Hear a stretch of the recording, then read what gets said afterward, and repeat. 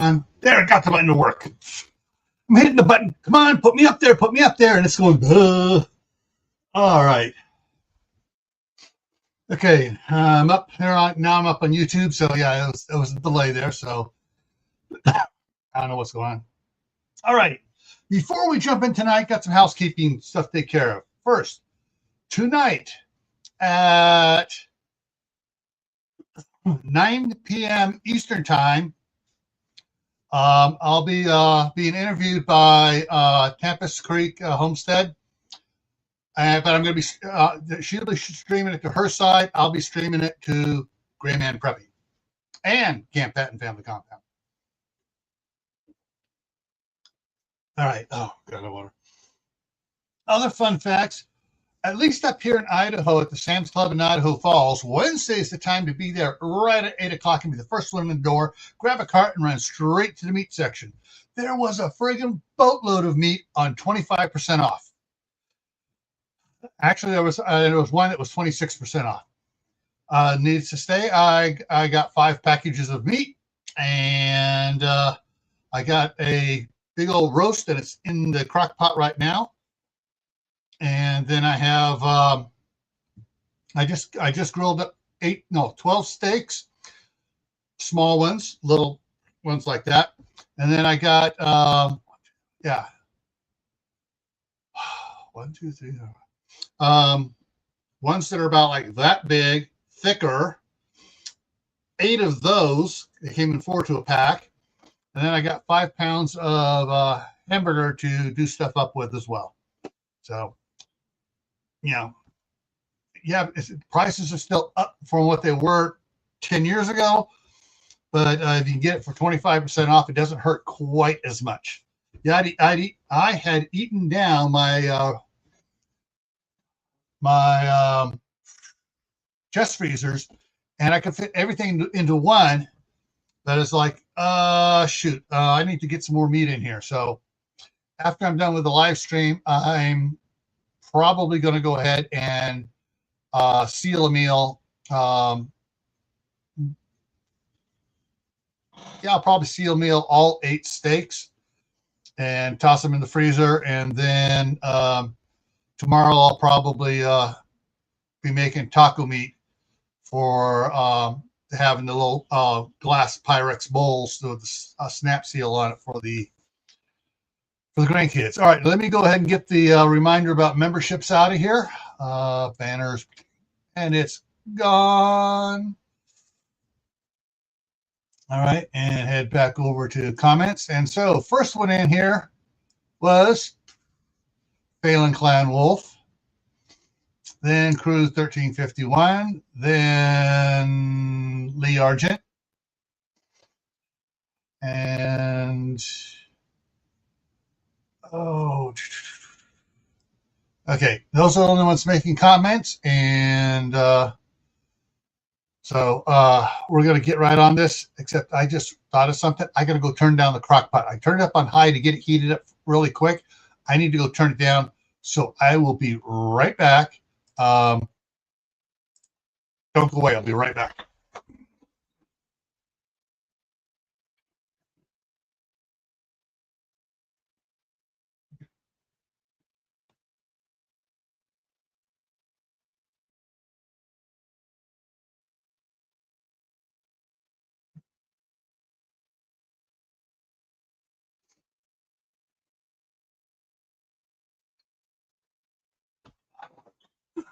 When I went to Winco this morning, I forgot to get a bunch of the quarts of the beef broth, because even it was still on sale, but I forgot to grab some because I was busy getting the cereal for the grandkids.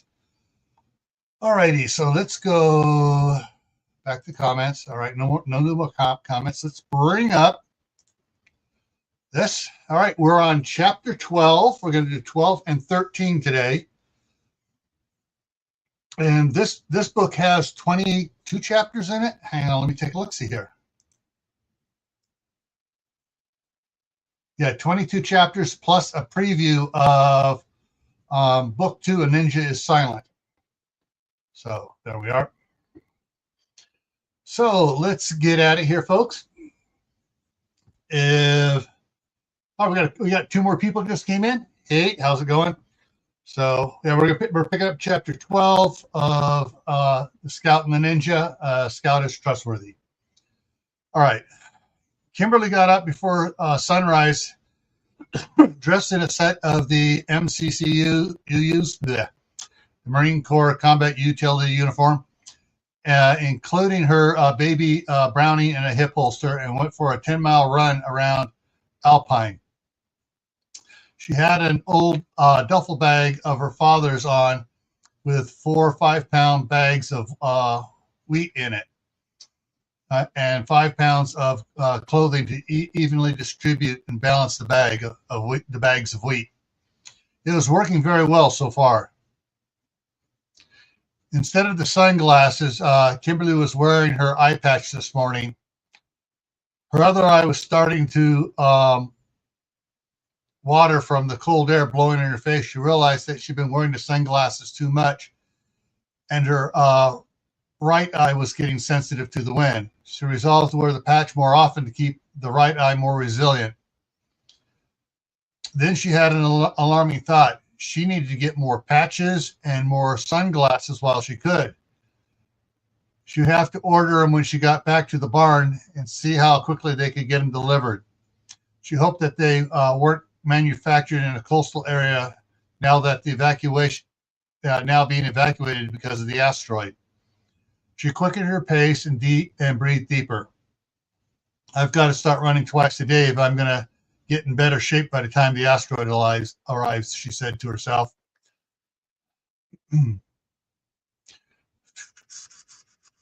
Yeah, okay, I'll leave it.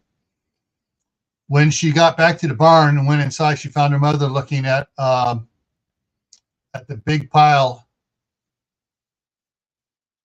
I need to put big in there. She said pile. I want to put it as big pile. Yes. Of yellow and black storage containers along the barn wall. Oops, got to capitalize she. What's wrong? She asked her mom. Nothing exactly.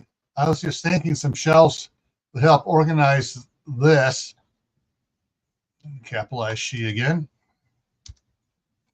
She waved her hand at the pile. This pile. We'll swing by Sam Clubs and get some of the shelving units if Michael hasn't bought them all, she chuckled. Hang on.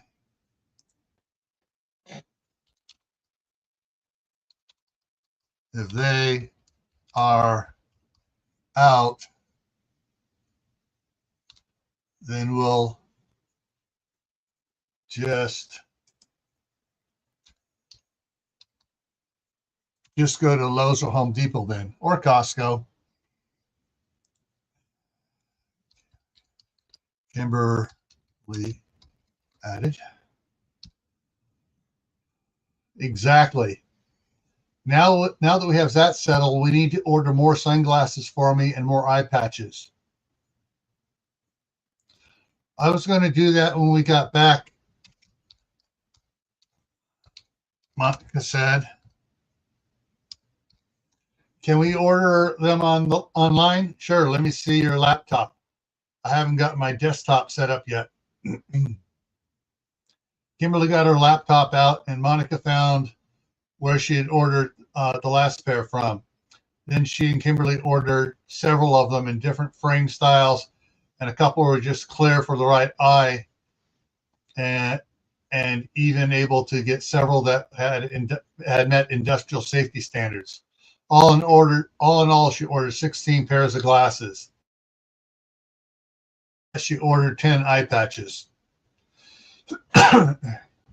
Kimberly started to relax when another terrible thought struck her. Birth control. She didn't have any, and she would need some once she and Michael were married.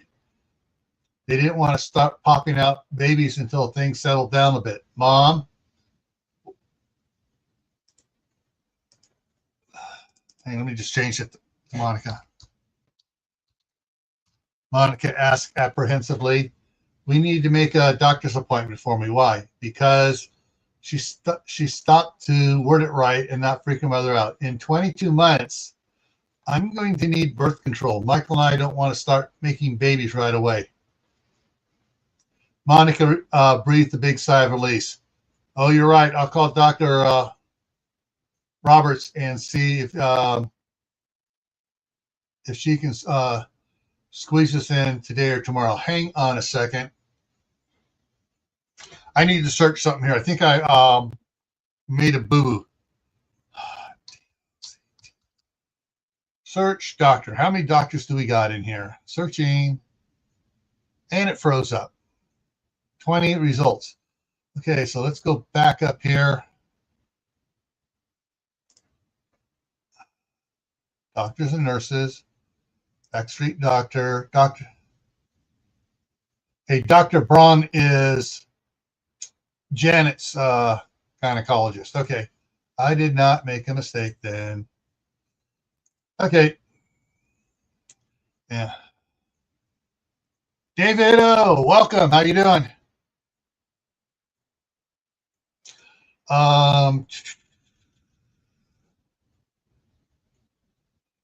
Thanks. See if she can squeeze this in today or tomorrow. Thanks, Mom. I just thought about that. I should have thought of it sooner. I guess I'm not thinking clearly all of the time, she added quickly. Monica laughed at Kimberly's quick cover-up. What? Kimberly asked innocently. Michael was up early and slipped on a backpack with 25 pounds in it and took off for a 10-mile run. He was timing his run to see how fast he could do each mile and started out at a moderate pace so he would not burn out before he got back.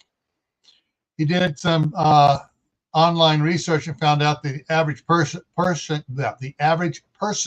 in shape runs 10 miles in about an hour and 10 minutes. I know it had a longer time on there when I looked it up, but I think it was an hour and 10 to an hour and 20 minutes.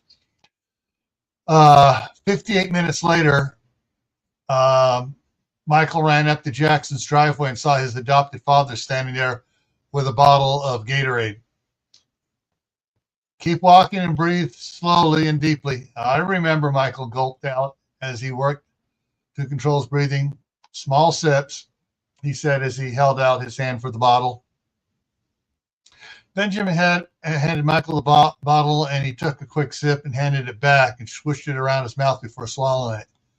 Then Michael walked over to the garage and slipped his backpack off. Oh, that feels better, he said as he stretched his muscles to keep from cramping. While you're recovering from your workout, I'm going to get some more foam board insulation for the cargo containers. I'll be ready when you get back.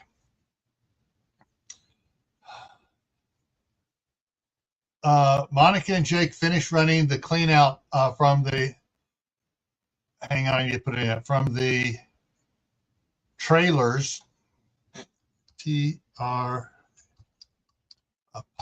trailers holding tank, out to the outhouse pit on the side of the barn.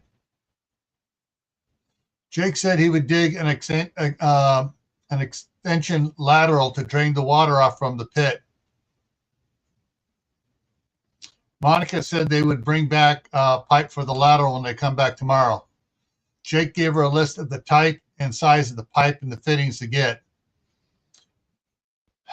Kimberly was marking out distances from the barn and from several points that Michael might have to attack from if Jake's came under siege. She was writing everything down in a notebook, including GPS coordinations of the key point waypoint. Key waypoint locations.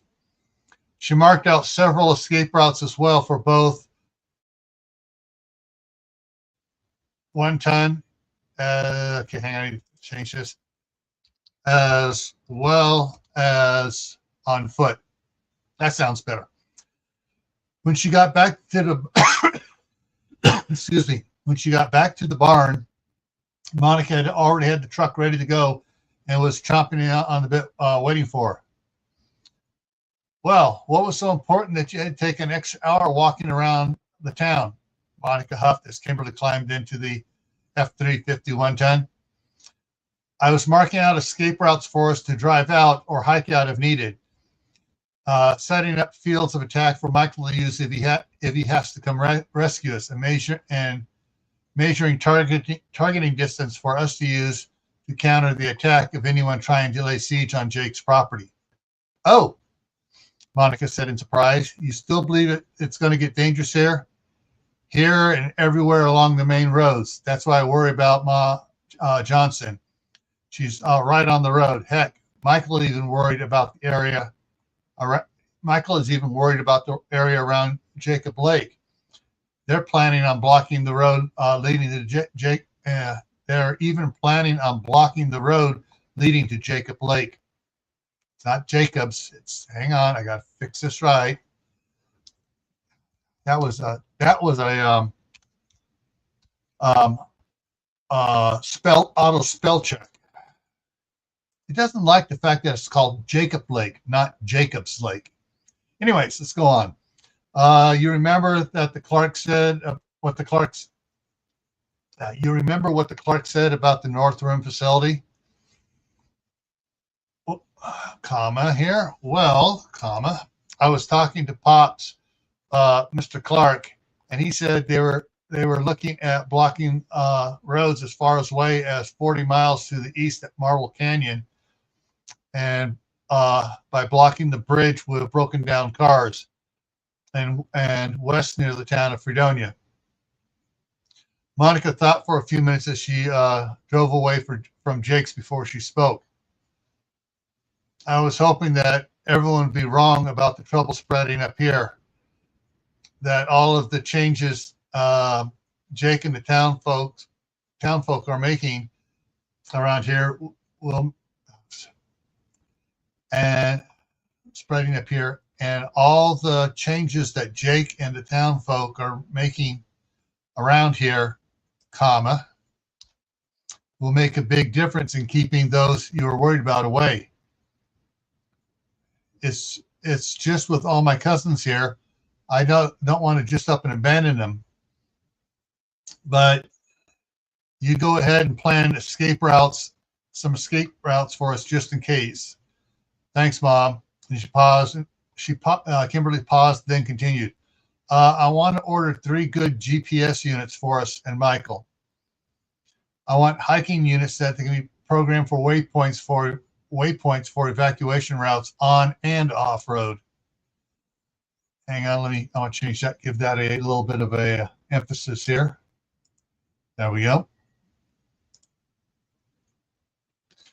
Well, that does sound like a good idea. Go ahead and order them. Thanks again, Mom. If we don't need to evacuate, we can still use them for hiking and not getting lost. Not getting lost is always good. By the time Benjamin returned from Home Depot, Michael had showered, eaten breakfast. They hooked up the Jackson's trailer to the F-450 and headed out on the road to the cabin. What else do we need to install? What else do we need to install the solar panels? Benjamin asked Michael. I've been thinking that I believe that we need to get a 120 volt wire feed welder and a couple of 30,000 watt inverters. How so? We can temporarily set up the panels to give us the wattage to run the welder. Using the welder, we can weld the unistrut to the cargo containers a lot quicker than drilling holes and bolting it up. We can even weld the frames together quicker and get the system up and running in a shorter amount of time. Buy a couple inverters, spares. We don't want to have power not to be able to use it. Benjamin chuckled. I guess not. Besides, Grayman Prepping says to always get larger inverters, twice the wattage of what you need, so they don't overheat, because heat is the main killer of inverters. Good point. We should also get a bunch of electrical conduit, junction boxes, light switches, wire receptacles, small breaker boxes and such, so we can wire the containers properly. Agreed, Benjamin said. Too bad we don't have enough time to get one of those Tesla battery walls for the cabin. Yeah, that would have been sweet, but I think we can custom build what we need for a lot less. Michael pulled out his laptop. I'm going to see how many more lithium power bundles we can get. It won't hurt to have spare parts and more lithium battery, and it won't hurt to have more spare parts and more lithium. Let me put a comma in there. I want to make that really separate those better. And more lithium battery means that it'll be longer before we lose a storage medium for electricity. Well, I don't know of any other way to store electrical power. Wait. Hang on, let me do this here. Wait.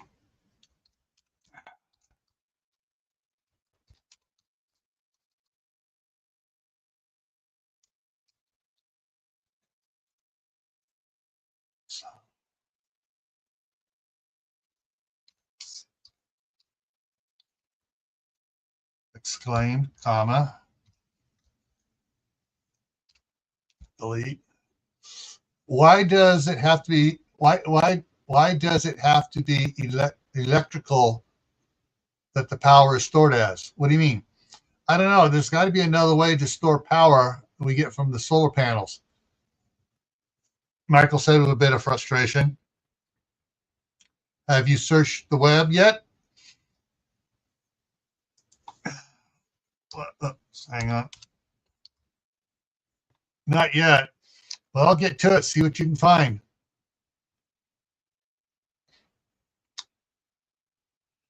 Kimberly and Michael had already been to Dr.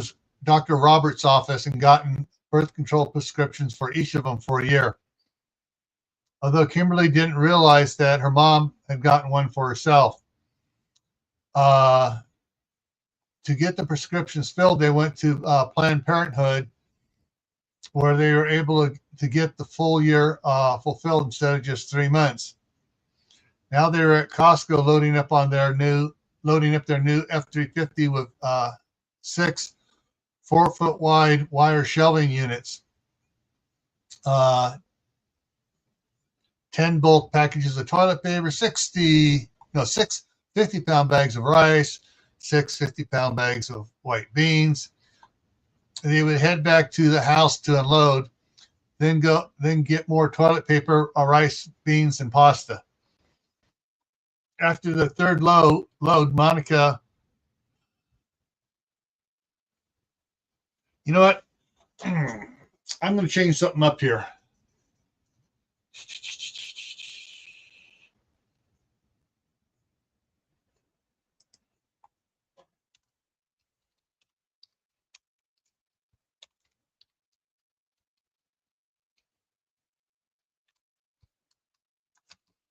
Get this in here.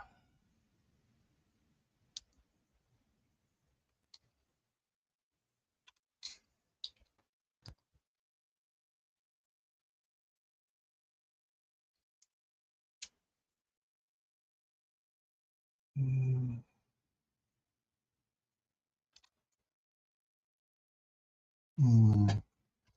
30 quart QUA.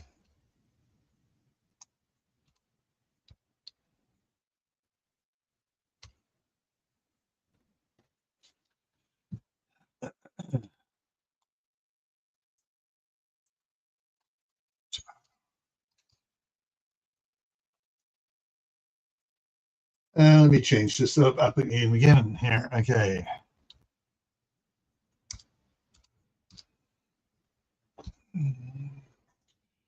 All right, I added and a all-American pressure canner, comma, a 30 quart one. They would head back to the house to unload and go get more toilet paper, beans, rice, pasta. After the third load, Monica pulled into Tom's camperland and bought a cab level shell. Took the guys at Tom's about 20 minutes to install it. Then Monica and Kimberly were on their way to another one of the 10 Costco's in the Tempe, Phoenix, Mesa area. As normal as ever, so they kept shopping. Kimberly texted Michael to call her as soon as he had a good signal. He called it immediately. I need to put it on there.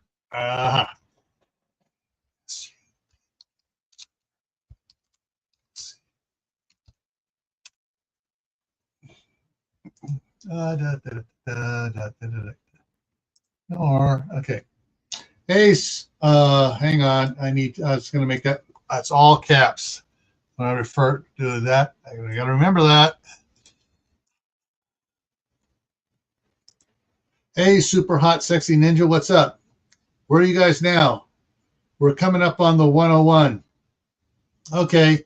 We've been hitting the Costco's for bags of beans, rice, and TP.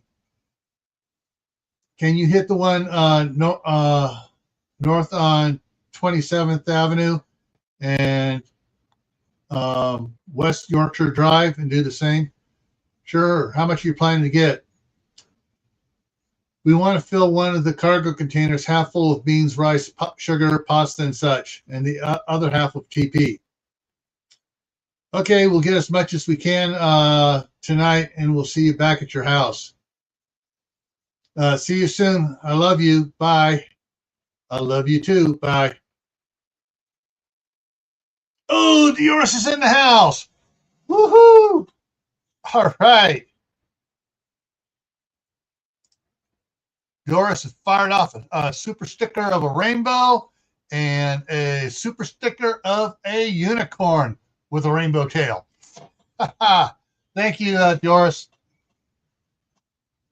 Back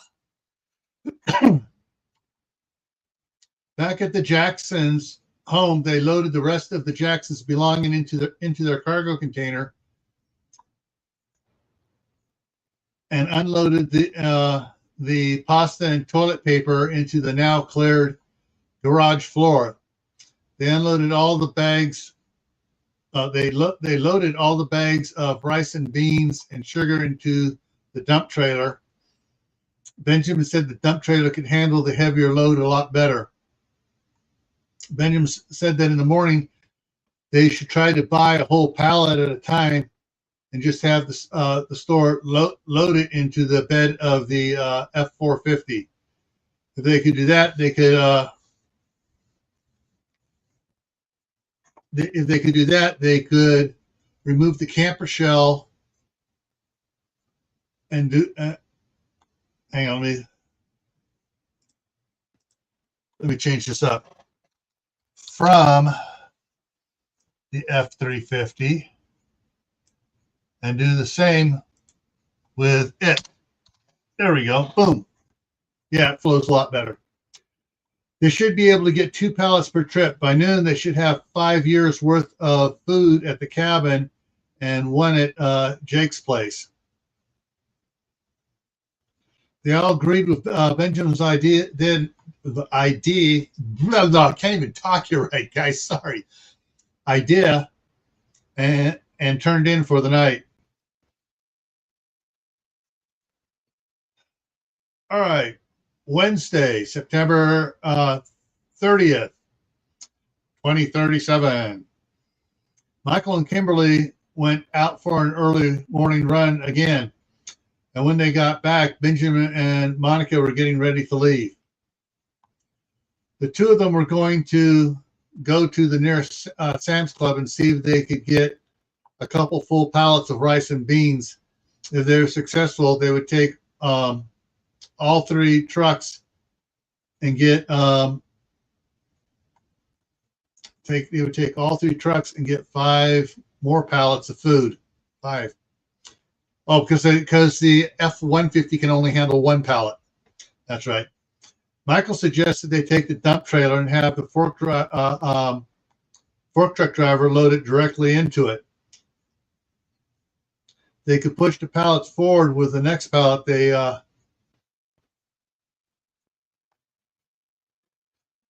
Okay, hang on. I was making sure I didn't make a boo-boo there. Michael suggests they take the dump trailer and have the fork truck driver load the pallets directly into it. They could push the pallets forward with the next pallet they put in. That way they could have save time restacking bags into the trailer. But what about the bags already? What about the bags? Oh, hang on. Already in there, Monica asked. We unloaded it before we did our run. Kimberly answered. If you're able to get them to load a full pallet, we'll take the F-115 and go get a pallet of rice, Michael said.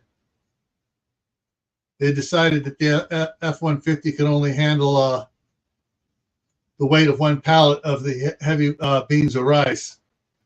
But for now, you're very ripe. You need to go shower separately. Kimberly waved her hand in front of her nose as she stepped away from Michael. Really? Michael asked sarcastically. I stink. And I do too, Kimberly said. Benjamin roared with laughter. The honeymoon's over. And he laughed harder. Hang on, I had something else in here.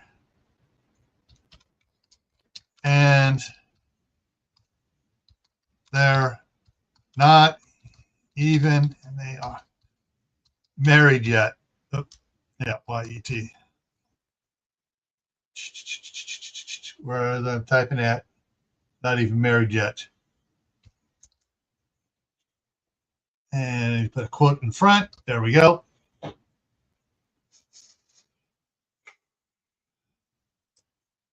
And that needs to be that. By 8:30 a.m., they had the dump trailer loaded with 4 pallets of rice and 2 pallets of beans. The F-450 had 1 pallet of tomato sauce and 1 pallet of beans in its bed. In its bed. There we go.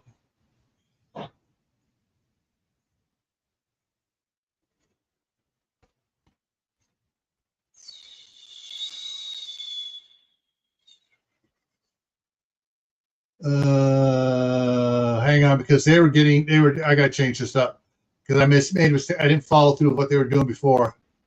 I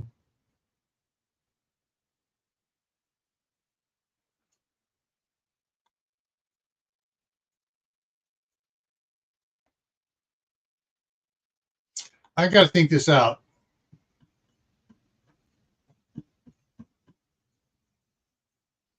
Okay, now it makes it. Sure.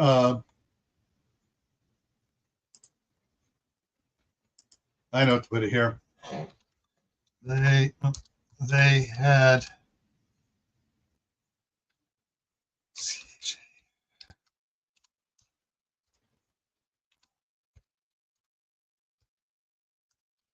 on putting 1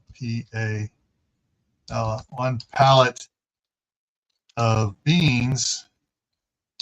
Was it beans or was it rice they were going to get? Hang on, let me look back here. Rice. Sorry, let me change that to rice. Rice in the F-150.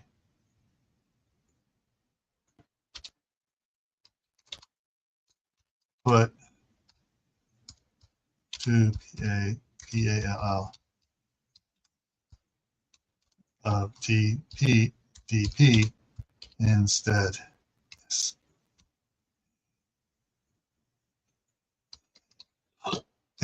There we go. All right. Now it works out the incongruities there. All right. So, when they got to the cabin, they used the John Deere 35D mini excavator to lift the pallets out of the dump trailer with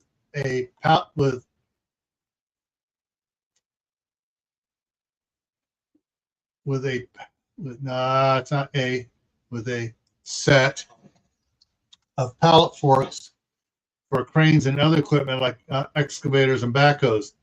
They lifted the pallets out and set them just inside the opening of the cargo container.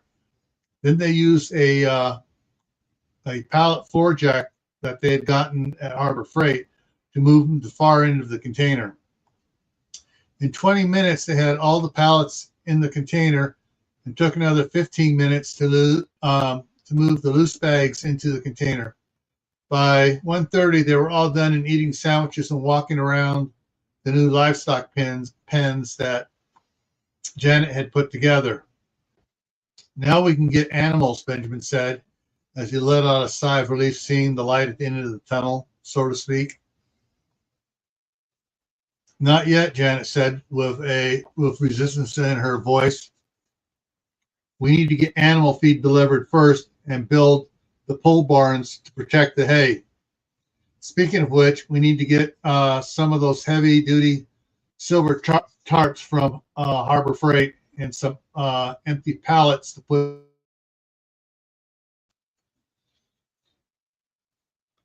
All right.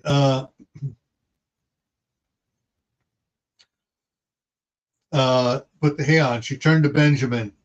Honey, I was thinking we need to. I was thinking that we need something more for farm work than the excavator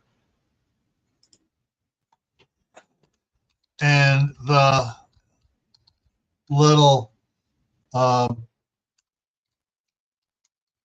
garden TRACT garden tractor. Got to remember they still have that. So I did some checking online, and I'd like to buy a Coyote DK 4220 SE 40 horsepower tractor with a loader that has a quick change connection for buckets and other attachments on the front, and a scraper box and rototiller on the front.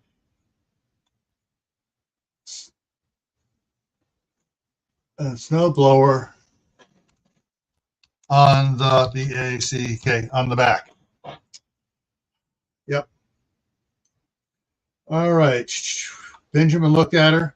Well, we have the money now. If you think that's what we need, get it. If you want to get something a little bigger, then get that instead. Thank you. She leaned over and kissed him. I still can't get over how much you've done here, Monica said with honest admiration. Well, if you still get set on, if you're still set on staying at Jake's, I have something to show you in the cabin. Oh, okay. Hang on. Okay. Not sure what Janet had to show her. Janet smiled as she started heading towards the cabin. It's not bad. In fact, Kimberly will like it. When they got back inside the cabin, Janet opened a laptop and showed them what she found. They all gathered around reading the article. Michael started smiling almost immediately. Can we see the test video? Kimberly asked. Janet clicked on the link and the video played. When it was over, Michael spoke first. The wall studs for the barn are 2x6, not 2x4. So it'll be thicker and absorb and disperse energy a whole lot more. Is it doable? Kimberly asked hopefully. Oh yeah, Michael answered. We should be able to get it done in 4 or 5 hours if you can get 3 or 4 people from Jake's to help out, maybe even quicker. Let's do it, Kimberly proclaimed. When they got back to Tempe, Benjamin and Monica stopped by Home Depot and loaded the trucks and trailers with supplies they needed to take to Jake's in the morning. Michael and Kimberly went on to make a couple of the stops on the way home. first at the gun store and talked first at the gun store where they talked to Douglas and his father.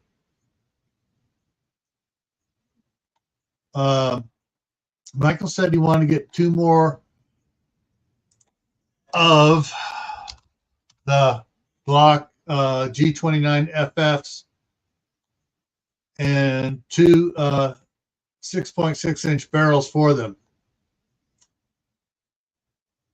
He explained that they had stock guns for training at the range, and it would also give each of his parents a Glock for each of them. Martin said he would backdate the sales record for them. For those that here that don't realize it, all right, Martin Cooper owns the gun store. Douglas Cooper is his son, and Douglas Cooper, when he was in the Marine Corps, was Kimberly's father's I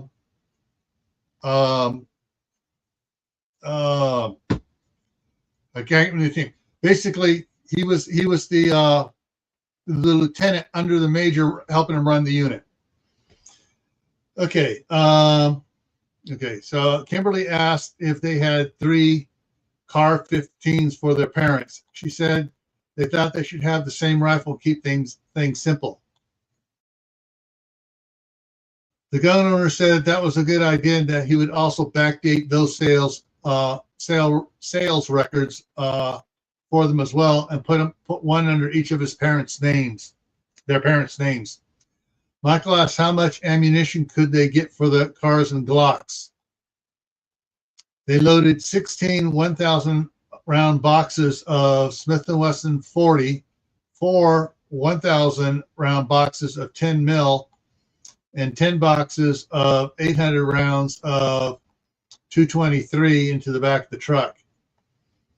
After they left, Douglas texted Monica and asked her what shade scale rating was for Kimberly's special glasses. He said he had a friend and she thought that she could come up with something special for her.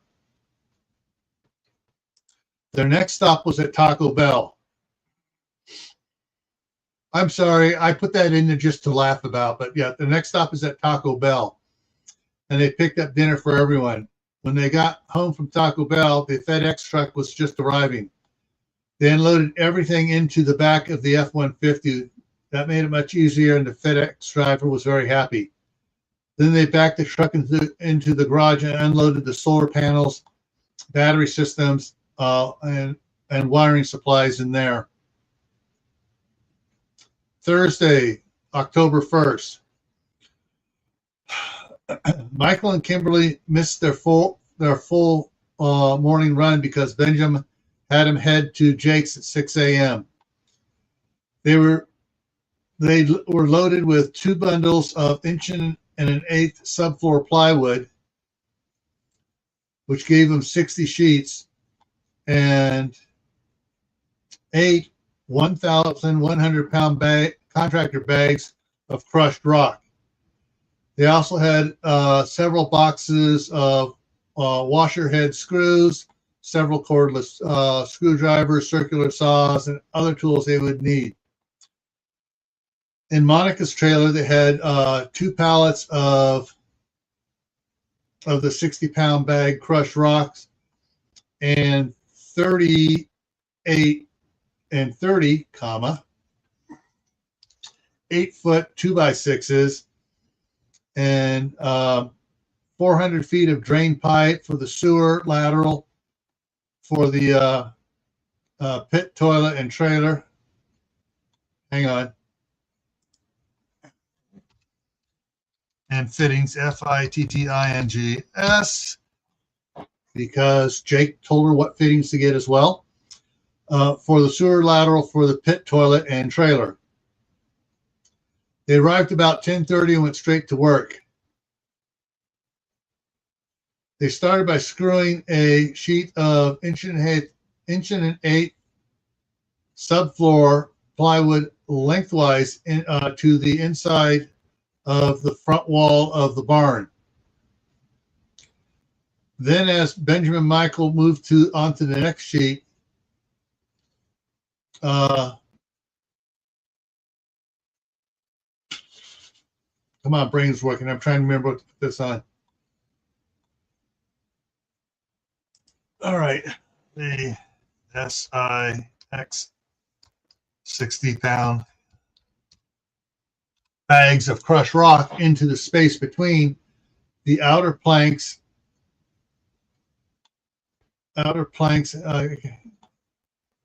into the wall space between the outer planks and the subfloor plywood.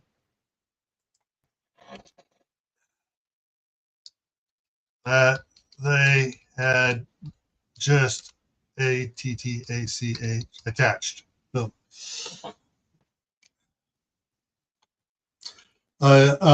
Jake walked up and asked, "What's that for?" "Insulation," Michael quipped. "Insulation? That's not going to provide insulation against the cold. It's not supposed to. It provides insulation against bullets." Jake scratched his head for a moment, then his eyes widened as he looked at his brother Bob. "Why didn't you think of that? You're the engineer." "Damn," Bob replied. "That's so far out of the box, it's pure evil." I forgot to put that in EV. Pure evil genius. "Come on, let's help. Darlene, go get everyone out here now," Jake said as he grabbed a bag of rock. 2 hours later, they had 2 rows of subfloor screwed to all the walls and the space behind filled with rocks. Once the 5x6s horizontally between the studs. This would help keep all the rock from running out if the outside boards came loose.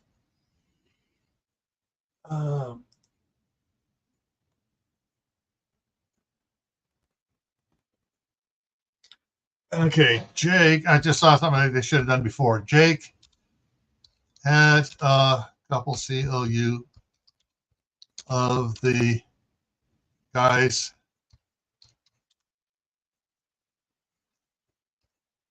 put EXT extra screws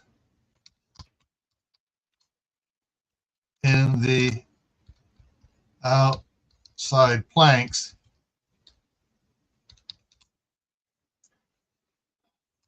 to give them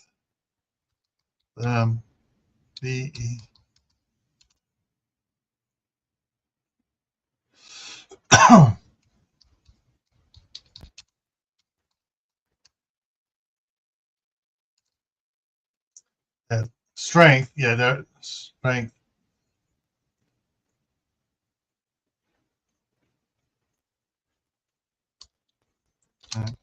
for the rock. ROCK. There we go. So Jake had a couple of the guys put extra screws in the outside planks to give them better holding strength for the rock,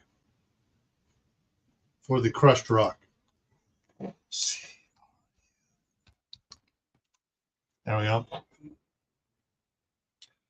This gave the barn an 8-foot-high bulletproof wall surrounding Monica's trailer. They took 2 sheets and several scrap pieces of the subfloor to the loft and did the same thing up there. The scraps pieces they used to make a shooting V inside the loft door. For the side door, they screwed 3 sheets in to the inside and 1 to the outside.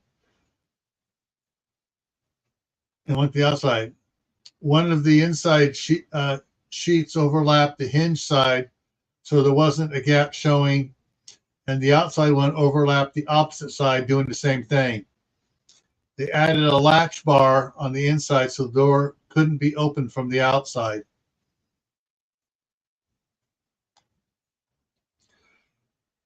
The front doors took more work. Michael had bought 6 pairs of heavy-duty barn door hinges. They added those first. Then they added 3 layers of subfloor to the doors in front of the doors. Then in front of the doors, they made barrier walls of 2x6s with subfloor screwed on both sides and filled with crushed rock. These barriers were held in place by 2x4 bracing at the top. They angled it ever so slightly away from the door so that if the bracing would fall away and not back at any defender behind them. Michael told Jake that if they wanted to make barrier walls for his house, the RV travel trailers, and around the yard, they should use 2x12s instead of 2x6s and fill them with packed dirt and then place bales of hay in front of them. That would give them a super wall that would fake out anyone shooting at the bales, thinking the bullets would hit those behind the bales. Jake and Bob smiled at the deviousness and said they'd get right on it. They were loaded back up and heading back to Tempe by 1 o'clock, and they planned to stop at the Sam's Club in Gilbert and load up on more pallets of food. When they got there, Benjamin talked to the store manager about getting several pallets of food. To his surprise, the manager was excited to hear he wanted several pallets worth. Turned out he'd ordered extra food, expecting there to be a rush on it by people panic buying. That never happened. Now he was overstocked. They filled the Jackson's trailer with 2 pallets of rice, 2 pallets of beans, and 3 pallets of various pastas, and a pallet of number 10 cans of spaghetti sauce. On top of that were 6 pallets of toilet paper and 2 pallets of cup of soup. Was loaded with 8 pallets of beans and 4 pallets of rice. The back of the F-450, in the back of the F-450 were 2 pallets of jarred spaghetti sauce.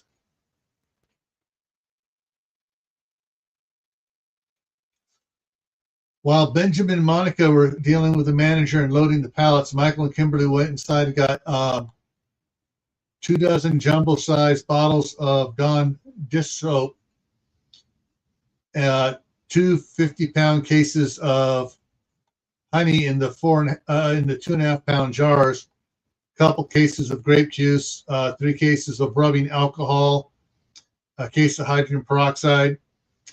Then at the food court, they got 2 pizzas for dinner. On the way home, they swung by the gun shop, and Monica got a shoulder holster and additional clip-on belt holster for her Glock. She also ordered a dozen MCCUUs for Kimberly and Michael, as well as 4 more pairs of boots.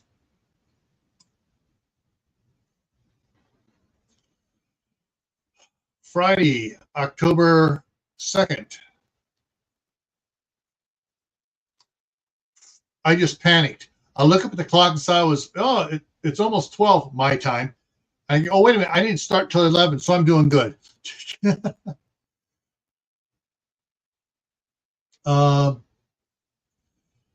Michael and Kimberly went for the run before the sun was up. They were both wearing weighted packs and 5-pound ankle weights and 2-pound wrist weights.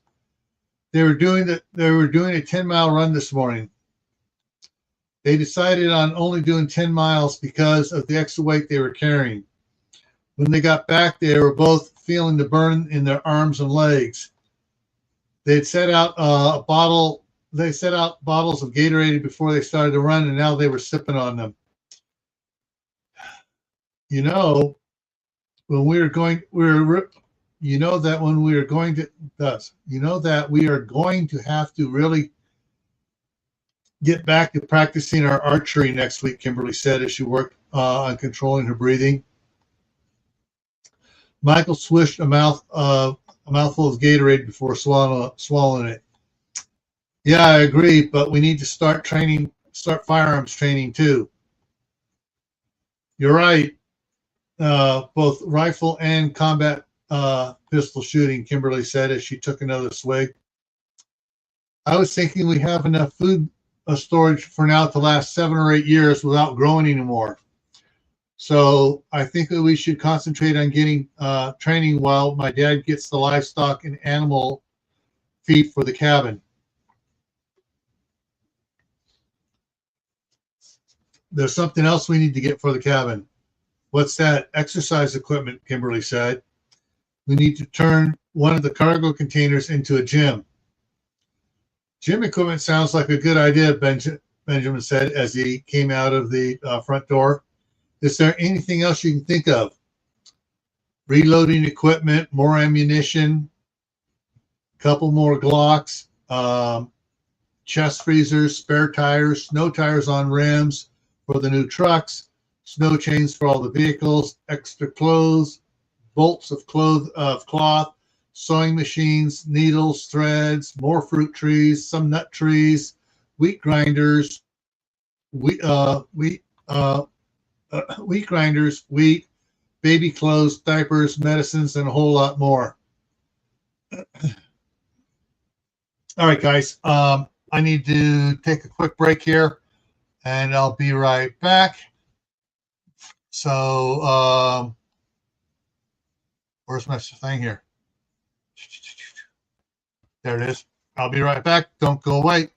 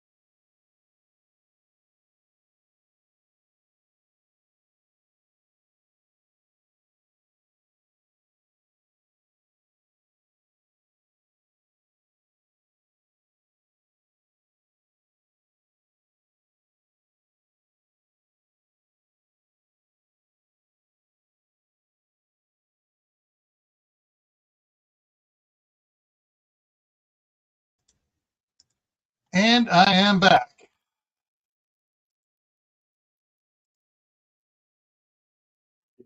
Where were we here? All right. I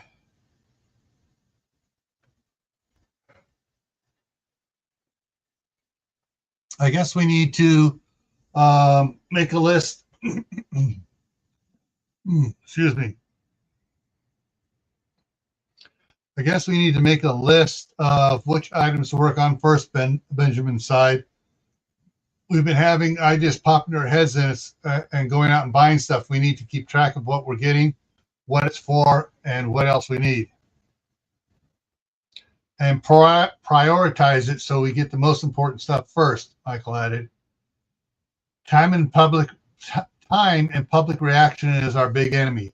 We don't know when they will panic, and we don't know when they will panic, and hang on here.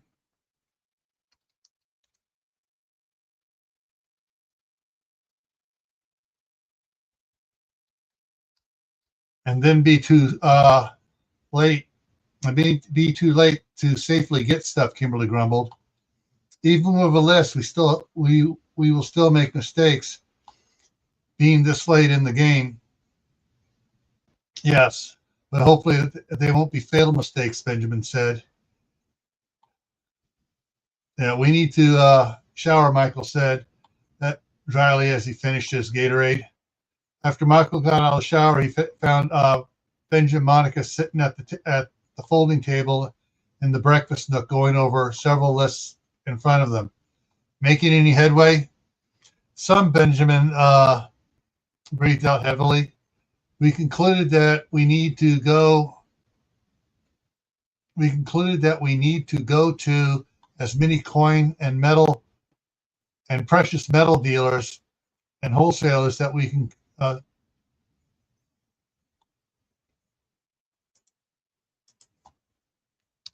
so that we can convert our bank accounts into hard assets. Gold and silver coins to start with. Precious metals won't be worth what we're paying for them for a couple decades, if ever, Michael said as he picked up a piece of cold pizza and walked over to his laptop. Correct, Benjamin agreed. We're trying to plan out where to go first. We can hit several on the way to the cabin today, Michael said as he clicked the print icon for a spreadsheet that he brought up on his laptop. I'm glad we got this wireless printer. He walked over and picked up the piece of paper he printed off and handed it to his adopted father. I'd been thinking the same thing, so I compiled a list where you can list while you were driving us back to the cabin, just in case we had time to do it. I see you even got the times they open and close. Yeah, I figured you could hit them going up and coming back. The highlighted ones are the largest, can handle the largest transactions. What transactions? Kimberly asked as she came into the room. It's about time, Kimberly quipped. What's about time? It's about time we converted everything from the sales of our home into gold and silver. Kimberly grabbed the piece of pizza. It's great having it in the bank and being able to transfer quickly to the credit cards. That's not supposed to be capitalized, but we need to get the majority of it in our hands as precious metals and coins from the bank. Paper money would be the last resort. That's the idea. Whoa, Mom! Kimberly exclaimed as an idea hit her. I know the F-150 gets good gas mileage, but it's not four-wheel drive. Tomorrow, can we trade it in on an Explorer or a Humvee? No Humvee. They're too loud, Michael said. I thought about that a lot. Diesel engines make too much noise and give away where you are quicker.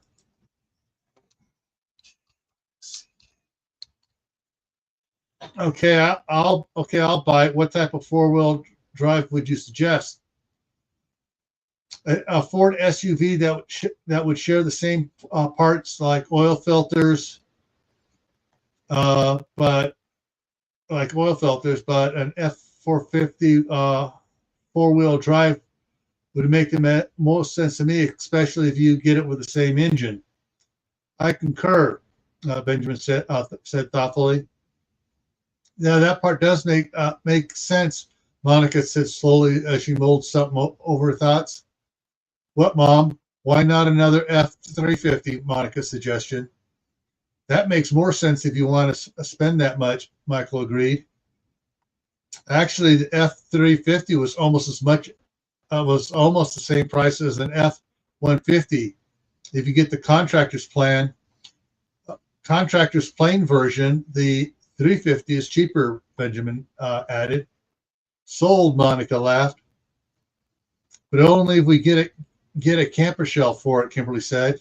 Or one of the enclosed utility boxes, Benjamin said. I'll pay the difference. Wedding present, Monica asked. Sort of. I was thinking of an engagement. Think of it as an engagement present. I figured you'll let her have whatever vehicle. I figured that you'll let her have whatever vehicle you get, so it might as well be useful for salvaging in a couple of years. So if my offering pays a part of, if my offering to pay helps get a better truck, then it's worth it. Okay, we'll do it tomorrow. There's something else we need to talk about for today, Kimberly. Let the sentence hang for a few moments while she took a bite of pizza. Everyone stared at her while she chewed. Finally, she spoke, even though she still had mouth in her pizza. Michael and I aren't going to go to the cabin this trip. She held up a hand while she took a drink and swallowed. We need permission notes to take firearms classes and learn to shoot the Glock pistols and the CAR-15s. You don't need us there to unload the pallets with the excavator, and we really need to be trained. But no buts, Mom. You need to get gold and silver, and we need to get trained. There's no getting around it, running out of time. You're right, we are running out of time, Monica sighed. As I told Kimberly this morning, we have 7 or 8 years worth of food at the cabin. But what good is that if we can't protect it, Michael? Yes, we're good with bows and arrows, but that won't do us much good if we get attacked by people with AKs or Uzis. We need to know how to shoot in a combat situation. I agree, Benjamin said with a slight groan. Okay, Monica agreed reluctantly. Where do you plan to go for training? Well, Dad, the best place I could find locally is T9 Tactics. They're here in Tempe. What time do they open? 9 o'clock. Where's the closest Ford dealer? Earnhardt Ford is, Michael typed away on his thing, 6 minutes from T9 Tactics, and they open at 8. Well, Benjamin looked at Monica. What do you think? We're running out of time. Let's get the truck and sign them up for training.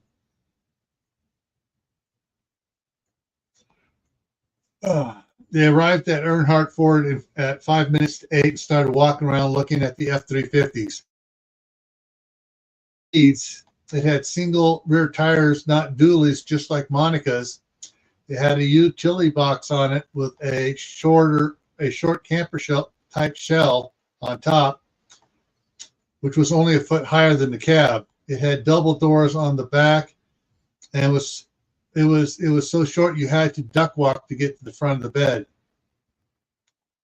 There's another one that's about 30 inches taller. There was another one about 30 inches taller right next to it. The taller one had side access doors on the top portion.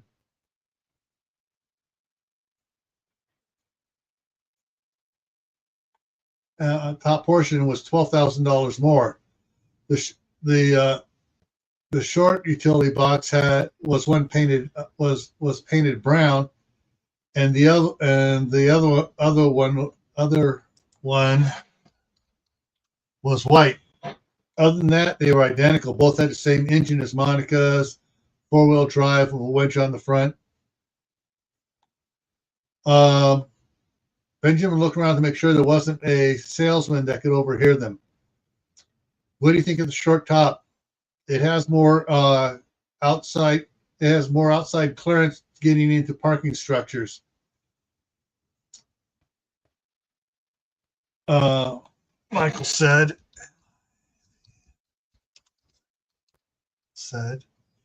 that may come in handy for salvage work, Kimberly added.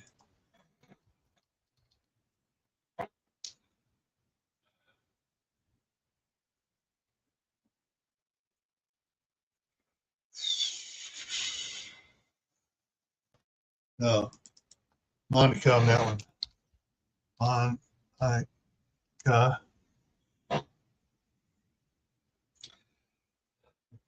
I agree. It's probably better for the. It's probably the better choice for what we want to do with it. I think so too.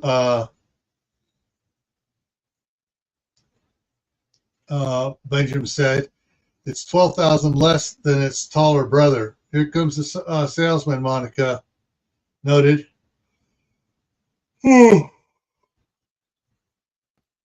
Everyone looked at the taller one for now. Benjamin worked the salesman, made him think he was selling them on the taller one.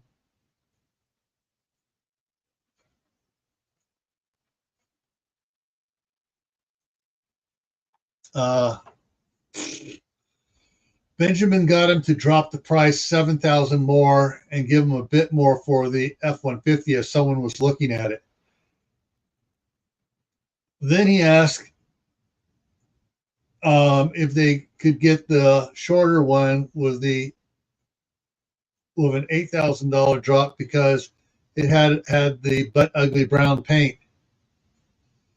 The salesman figured he would make up the discount when they financed the F-350 and sold the F-150.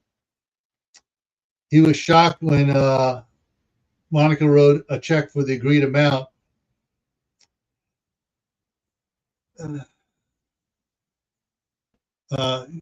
He was shocked for the agreed amount. Let's see, I got to put it on here.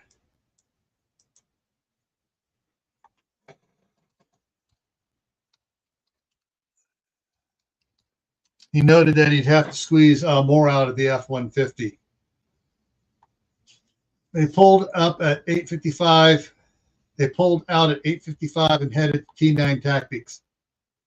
They pulled in at 3 after 9. The first thing they did was to transfer Michael's and Kimberly's gun cases to the new truck.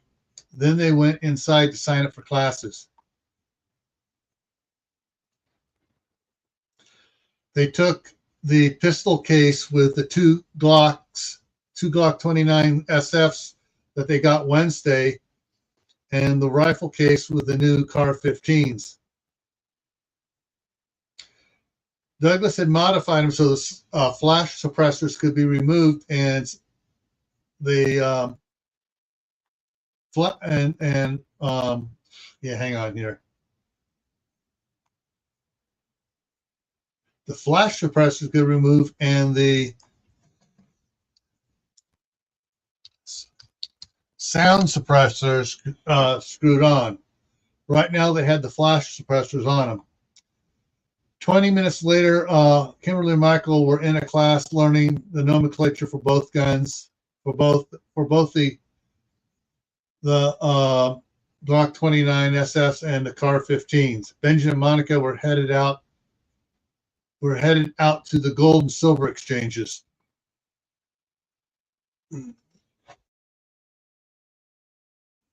Oh.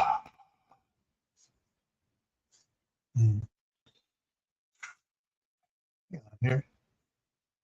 Okay. Sorry, just looking at the time again. The time's throwing me off because all during the week I've been several hours in earlier working on this. All right, what do we got? We got 5 people in here. Okay, cool.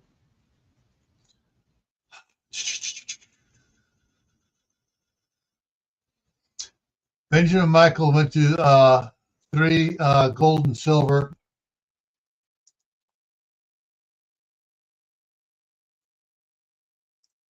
Gold and silver locations, and at the third got lucky. That one had just received the shipment, and they were able to get $500,000 in gold each. That about cleans out my bank account, Benjamin said with a smile. Tomorrow I'll close it out and take cash and as much coinage as they'll give me. Can you wait on that? I want to do an electronic transfer fund to your account of 1 million, so you can help me buy some more gold and silver tomorrow. Not a problem. And if we need, we can do the same on Monday. Good. Let's get to the cabin. By the way, for those that are wondering how she has $1 million, her friend Susan, a real estate agent, got someone to buy her 5-acre lot with the big ranch house and everything on it for $3.5 million. Okay. Now let's get to the cabin. After lunch, Kimberly and Michael were back at T9 Tactics indoor gun range getting ready for another class when a teenage girl screeched loudly and came running up to her. You're Kimberly Jackson, Juby Chan, the ninja girl, aren't you? Of course you are. I recognize your eye patch. You're amazing. Can I have your autograph? She was bouncing around like a overwound up toy. Sure, Kimberly said as she blushed at the attention of a girl almost her age. That double backflip and landing the splits was incredible.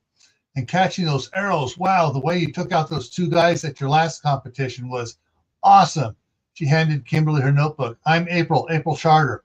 Wow, I can't believe my luck. All my friends think you're the coolest. Michael had turned away and was working hard to stifle his laughter. He saw 3 other girls run towards him. Can we get your autograph too? They clamored. And Vanessa Kitty's in the house. Woohoo! Can we get your autograph too? They clamored. As she was signing their notebooks, Kimberly asked the girls what they thought of Super Scout. Super Scout, who's that? The archer who was shooting the arrows at me. One of the girls swooned and almost fainted. He's so hot, she moaned and fanned her face. He can take me anytime he wants. Cassidy, April shouted. Don't be such a slut. I don't care. I want him. Sorry, Cassidy. Super Scout is engaged. Oh, to who? To me. Michael, get your fanny over here. Michael turned around to face Kimberly, and the girls went nuts and ran over to him. A circle of parents and other customers and T9 Tactics staff had formed around them. The manager walked up in a loud voice, asked what the trouble was.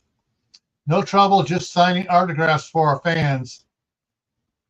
The manager blinked hard and did a double take. You're her, the ninja girl my daughter calls the real Juby Chan. She plays your YouTube videos all the time. How many does she have? How many does she have of me? Kimberly asked, afraid to hear the answer. About 20, I think. I downloaded 32, April added. I even have a bunch of you shooting your Yumi Henku bow. You're awesome. April, is it? Yes, she said, looking dreamily into his eyes at the fact he knew her name. You said you had the videos downloaded? Yeah, I got them on my computer and my phone. Can you burn us a DVD of them and drop them off here for us tomorrow? I think I might convince her to let you hold her Yumi Henku bow. Really? April practically screamed. Mom, you have to take me home right now so I can make a DVD for them. The manager spoke up. Excuse me, if you have them on your phone, we can download them here. I can burn the DVD right now. While April and her mom went, oh, and her cable and internet is repaired. Woohoo! While April and her mom went with the store manager, Kimberly stepped outside and went to the truck to get her bow case. Michael was busy signing the girls' notebooks, and he noticed a couple teenage boys standing off to the side, snickering and making snide comments. Michael looked directly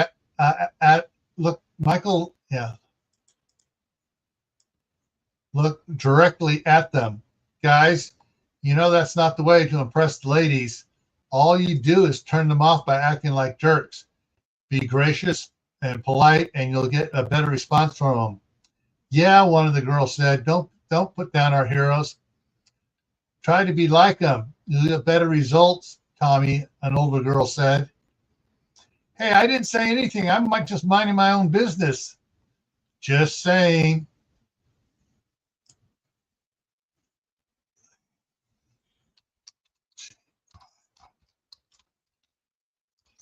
The girl replied.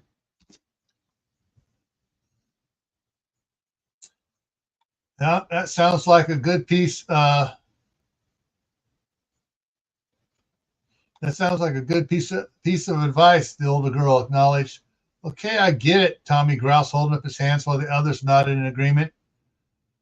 Just then, the 48-inch monitors that had been playing a series of gun safety clips went blank for a few seconds. Then the video of the venture crew meeting came up.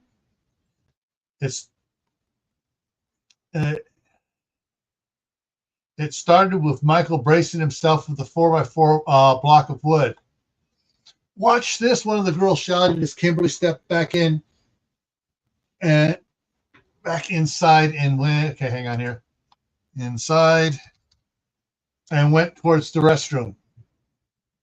The room was deathly quiet as they watched the video. When Kimberly did the backflip and landed in the splits, nearly everyone groaned in sympathetic pain. Then the Oz came when she pulled herself back up to the standing position using just the muscles and her legs, L-E-G, legs.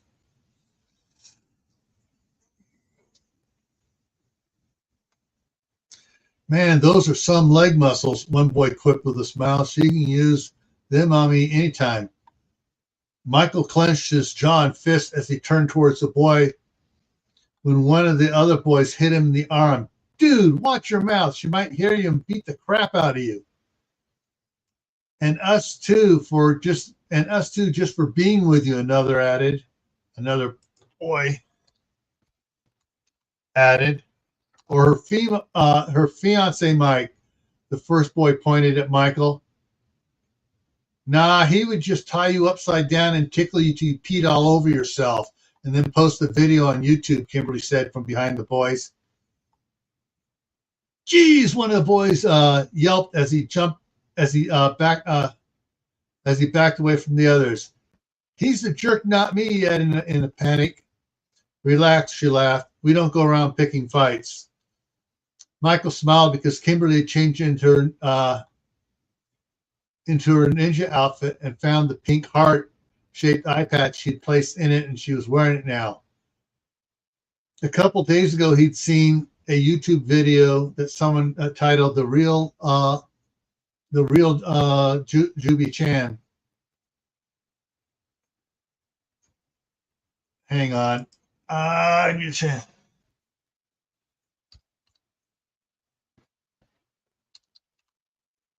Hang on here. I got to do a search here, guys. I realized I made a boo-boo partly here. And so the R-E, what the heck? Oh, it's searching already. The real. Okay, there we go.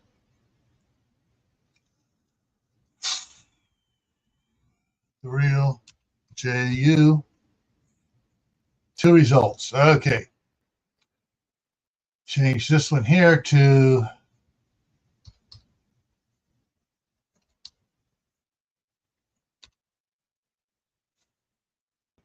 and the next one.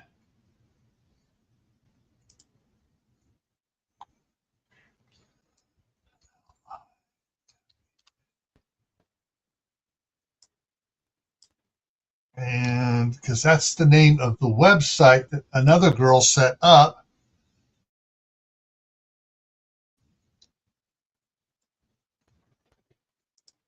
Hang on here.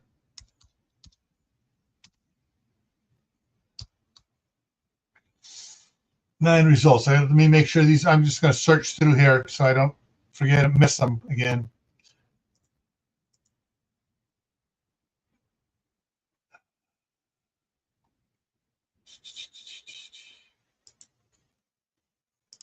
There we go. And then the next one.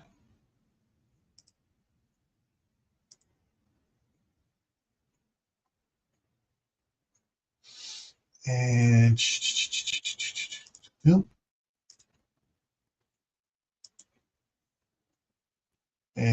that one. There we go. Next one.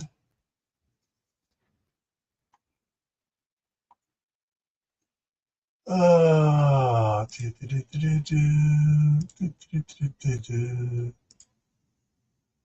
6 of 9.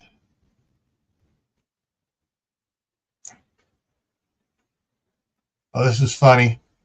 For those of you that are Star Trek characters, my search results up here says 7 of 9. Unfortunately, you can't see it because it's behind my face up here, but so this is 7 of 9 showing right there. There's 8 of 9.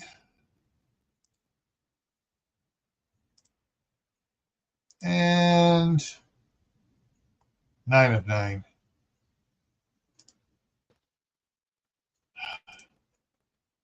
And back. There we go. That someone had titled the real live Juby Chan. He looked up Juby Chan. He looked Juby Chan up, and he had her mother order the HE heart shaped SHA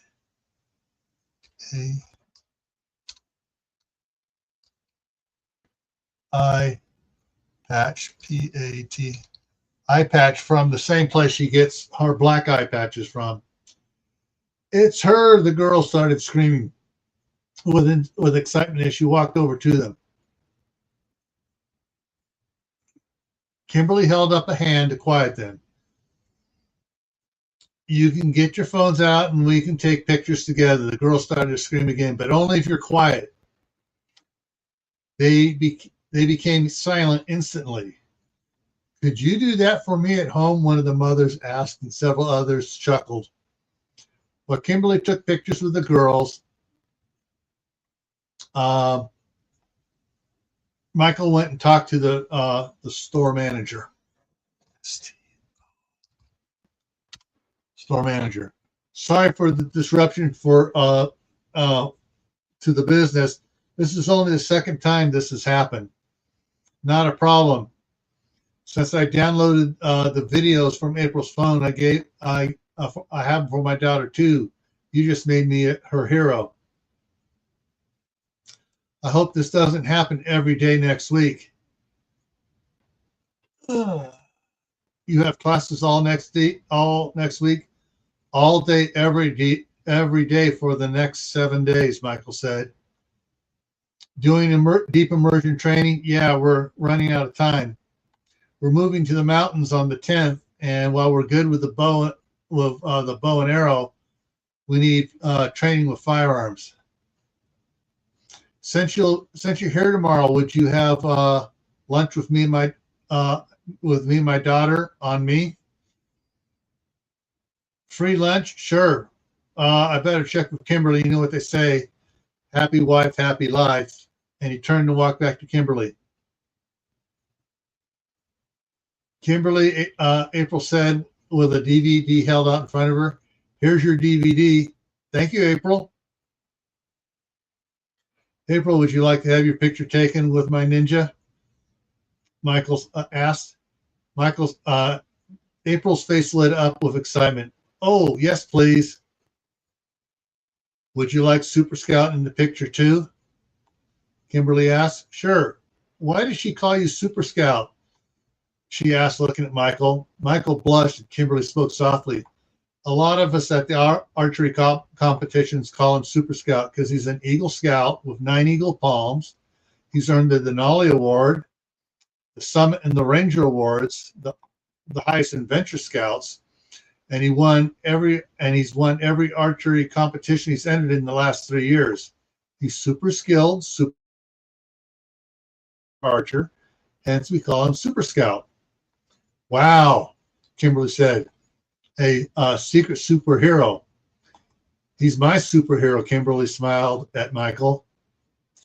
I bet you have a green costume, Kimberly said softly with a smile. Michael blushed. Michael blushed and opened his mouth, but nothing came out.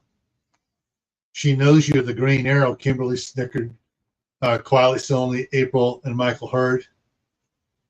April's eyes widened. Really? Shh. Kimberly shushed her. Our secret. April whispered back. Okay. Kimberly took off her Yumi Hanku bow and handed it to April and stood beside her while Michael stood on the other side. April's mom started taking pictures. Wait a second, Kimberly said, and pulled out one of her black eye patches and put it on Kimberly for another picture. Now you're my little ninja sister. Cool, she smiled even broader. They took some more pictures, signed some more autographs, and then the instructor called out that the class was going to start in 5 minutes. Benjamin and Monica arrived at the cabin at 4:00 p.m. And began unloading the pallets of food. Janet had bought the Coyote KD 4220 SE 40 horsepower tractor. I think I referred to it from now on just as the 40 horsepower tractor. Now she had a bucket forks on it and quickly unloaded the 4 pallets in the back of the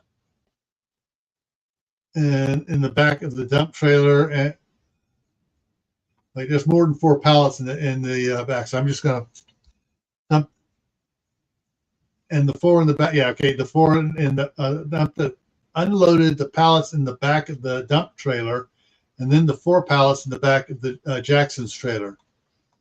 I like this tractor, she hollered at Benjamin. It's fun. When she was while she was unloading those pallets, Monica was using the pallet jacks to move the pallets from the front of the cargo container to the back of the container, while Benjamin was using the John Deere excavator to move the second row to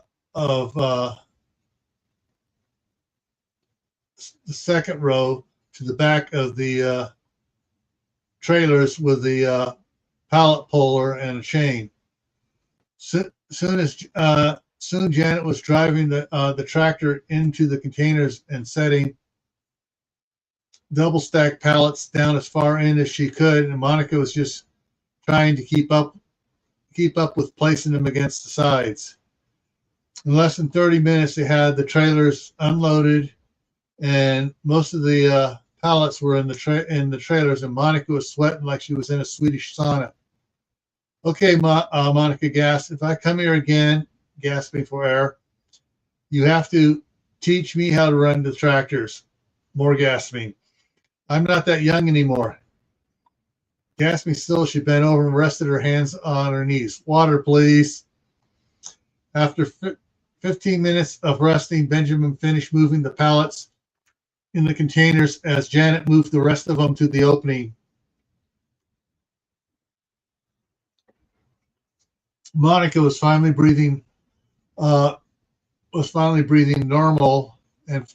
normally and feeling better. If everything goes to crap, if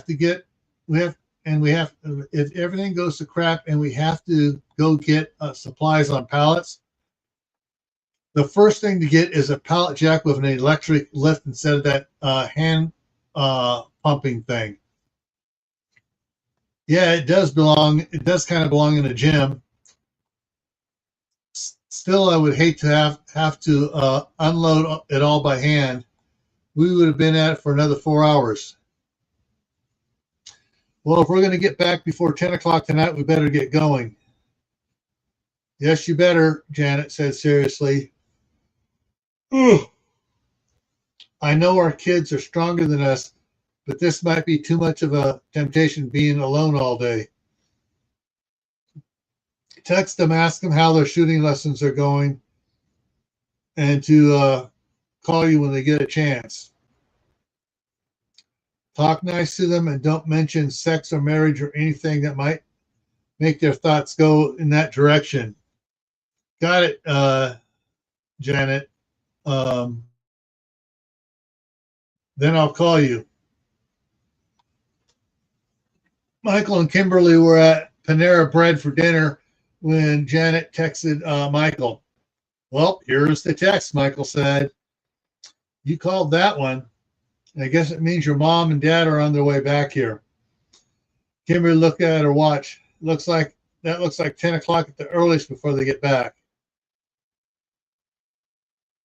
Do we want to do another round on the range after the next class, or go home, or go for a run, or watch a movie? We'll have plenty of time to watch movies in a couple weeks. For a run, then we need to do that. We can do that afterwards. We need to get all the range time we can, Michael. Hang on, I forgot to put the quotation marks in there. Again, Michael sighed. I need to be as good with a pistol as I am with a bow. You're better than me. That's only because I've shot crossbow pistol before. But I can tell you there's still a big difference between them. Yeah, one goes boom and the other one goes twang. I better call her. He pushed the phone icon and listened. Hey, Michael, how are the gun lessons going? All right, we're going to need a lot of range time to get proficient with the Glocks. We've been too busy thinking about anything much else than firearms training. Oh, that obvious? We knew it was going to be the topic of the call of a call this afternoon. So don't worry about it. Let Dad and Monica know we'll be in class or on the range until 8 when they close. Then we'll go for a run and should be getting out of the shower about the time they get here. Separate showers, Mom. Jeez. I'm sorry, I'm letting my fears run away with my brain. Kimberly busted out laughing. She heard me.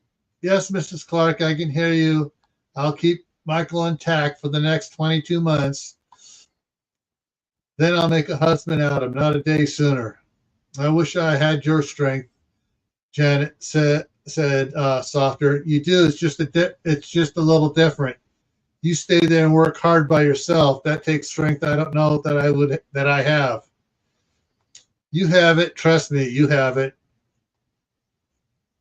Thanks, Mom. We'll try to live up to your example. When does your next session start? In 10 minutes. We got to get back there. Okay, I'll let them know what you're doing. When Benjamin and Monica got back from the cabin, they found the lights on in the trailer and darkened the house. When Benjamin opened the trailer door, he found Michael asleep on the couch.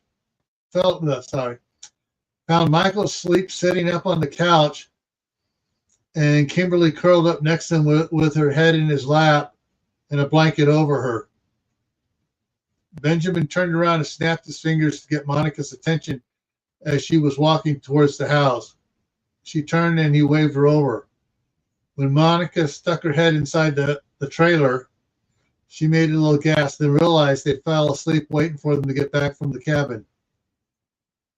Should we wake them? I don't want to, but they'll be sore if we let them sleep like that.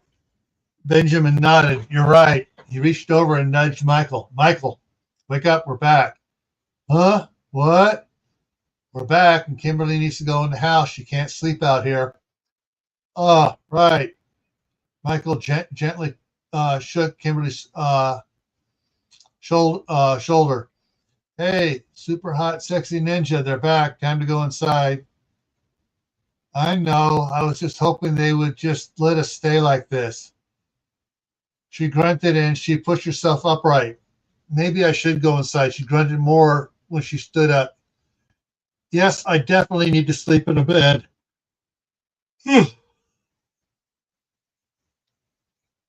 Monica chuckled. Told you so, she whispered to Benjamin, then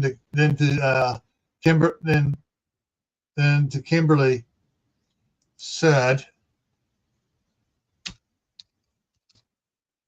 "Come on, baby, you can do it."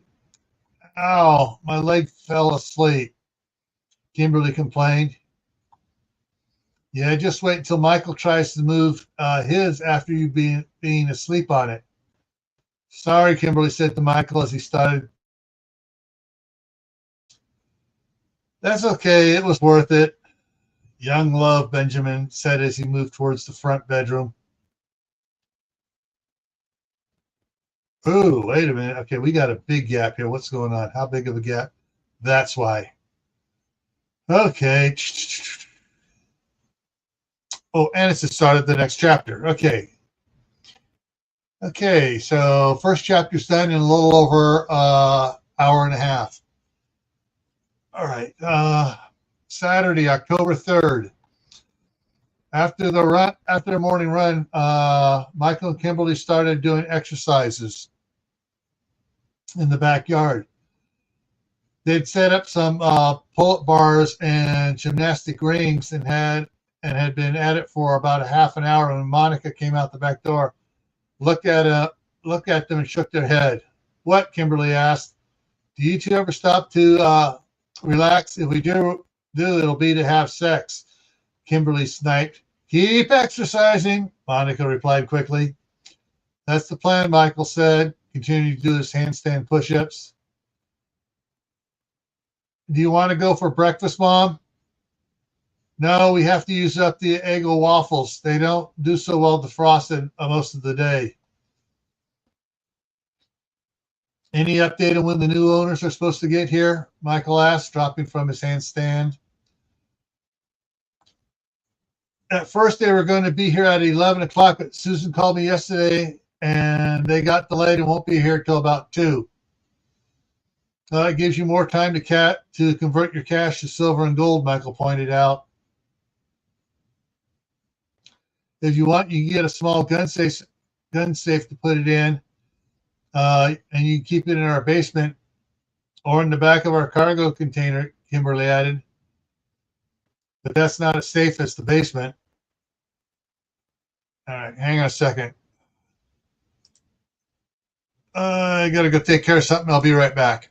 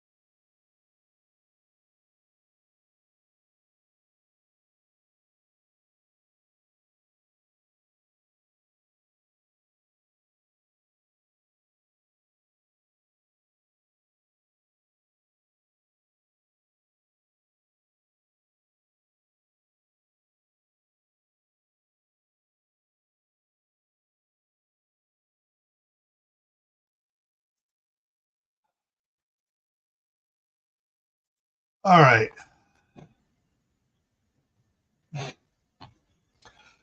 Okay, I'm back. Let's get at this. To say, I'll think about it, Monica sighed. I know, Kimberly said, it's just another thing to worry about. Yeah, but Janet seemed to be having so much fun at the cabin setting up for the animals and planting the trees. She paused for a second. She sorted out her thoughts. Michael, you may want to have your dad get some of the big potted trees and plant them now that you have the excavator at the cabin. You're right. We can get six in the dump trailer at a time. With 2 trips, we'll have 12 in the ground and producing next summer. If things remain calm for a couple more days, you can double that, Monica added. I'll talk to him after I shower. Kimberly had shifted to kicking the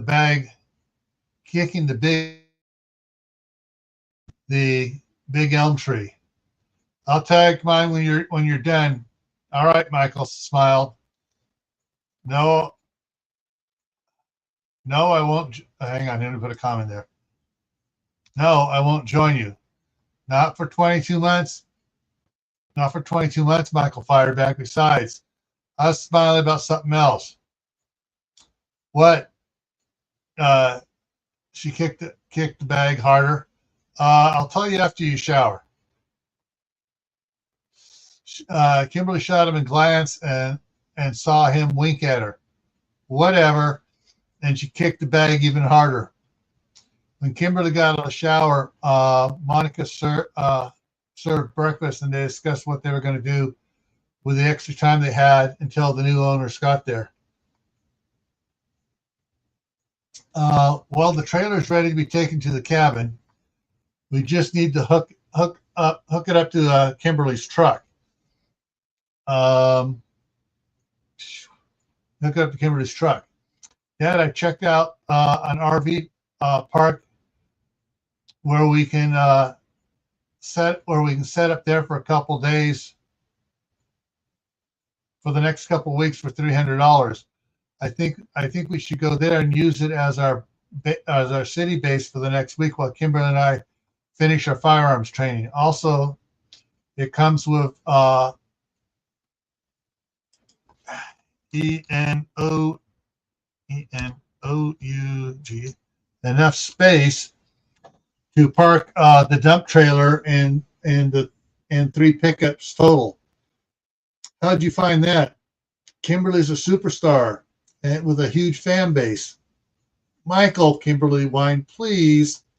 Hey, babe, you're famous. We can't change that, so we might as well take advantage of it. Okay, she sighed slowly. Anyways, Michael continued, the owner of the park was at T9 Tacticals with his daughter, and she's a big fan of Kimberly's YouTube videos. And we were talking about stuff, and I told him we had sold our home and we're moving to our cabin in south central Utah. I know I lied, but I did it to keep our location secret. So he offered us a space while we finished up our business here. He also wants us to talk to his kids about being responsible and showing them that you can have fun and still obey the rules. Well, I'm glad you didn't reveal that we were still in Arizona. When do you have to let him know that we want the space?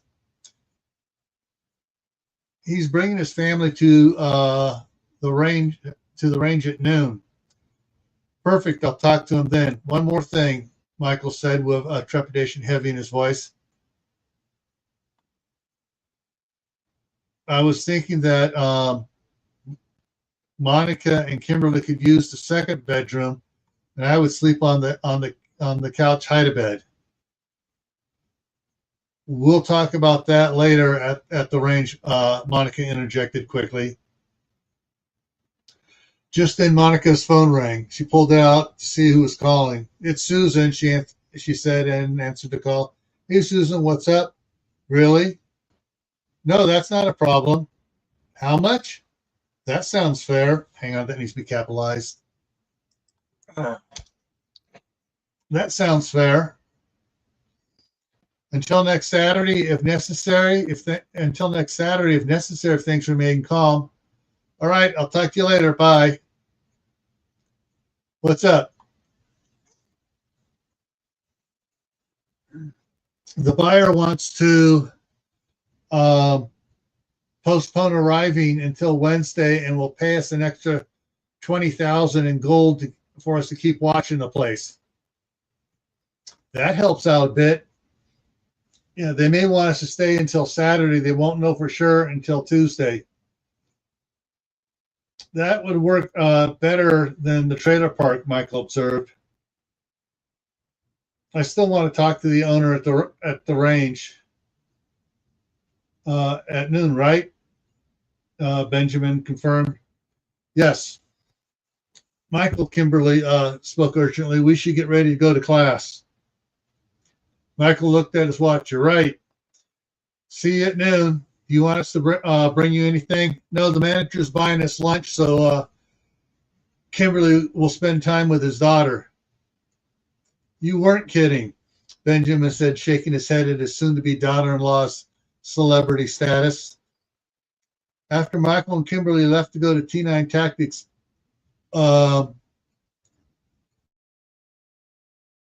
commented, I'm glad the owners postponed their arrival. You do need to get more gold. That too, but more importantly, don't take this wrong. We don't think this wrong. Now we don't have to address us staying all together in the trailer. Agreed, that would have been hard. Benjamin shook his head. It's not like they could do anything with us right there, but if they wanted to, they'd figure out a way, or they might not care and do it right in front of us. That's what scares me the most, that they would give in and hate themselves for it. I don't think that they would, but you never can tell. When something would trigger a wave of emotion that would just, and they would just get carried away, Benjamin sighed. I would hate myself for letting it happen, Monica groused. Janet would skin me alive, Benjamin said. Monica pulled out the list of precious metal exchanges. Where should we go first? Let's see what notes. Excuse me. What notes Michael gave us. It was about 10 minutes to 9 when Michael and Kimberly pulled into the T9 Tactics. As soon as they did, one of the staff members came out to the truck. Mr. Marquez wants to talk to you before we open. Kimberly and Michael looked at each other and shrugged their shoulders. They grabbed their cases and went inside.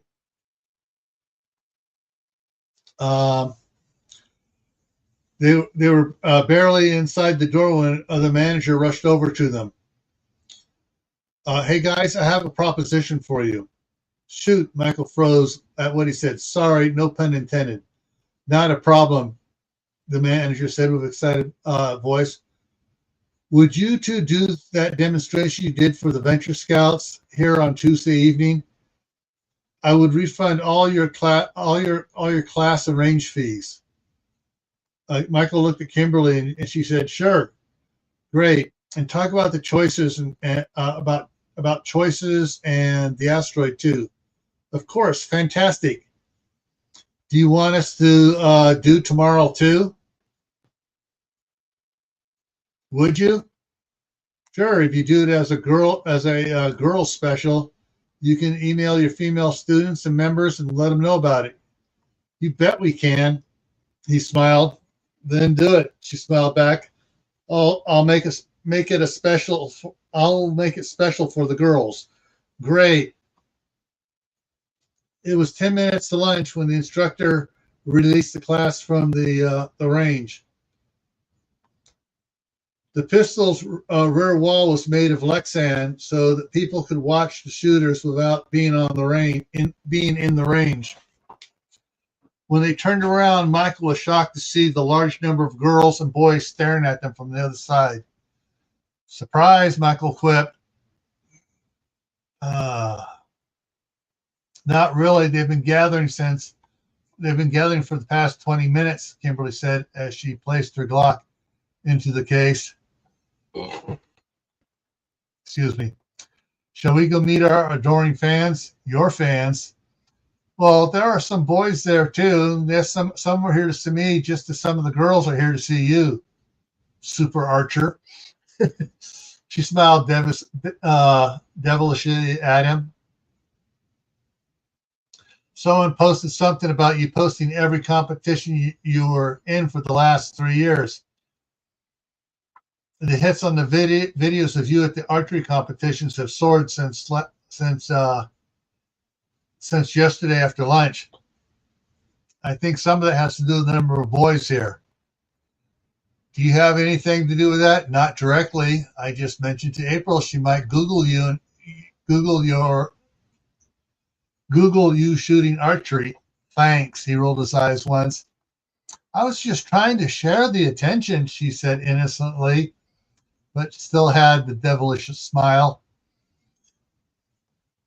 The only thing you need to share with me is your love. Kimberly froze for a second, then dropped the pistol case on the table, launched herself at Michael, wrapped her arms around him, one over her shoulder, the other under the opposite arm, and pulled him in tight, planted a lip lock on for half a minute. When she released the kiss, she said, I think that's the most romantic thing you've ever said to me. That's how I feel. Michael smiled at her and nodded toward the glass wall. And your friends now know how you feel about me. Kimberly glanced at all the faces looking at. I guess we better go sign autographs. Mr. Marquis was waiting for them. Hey, your fan base has grown. Sorry about this, dumpy. Mr. Marquis smiled. You're bringing in new customers and bringing back former ones.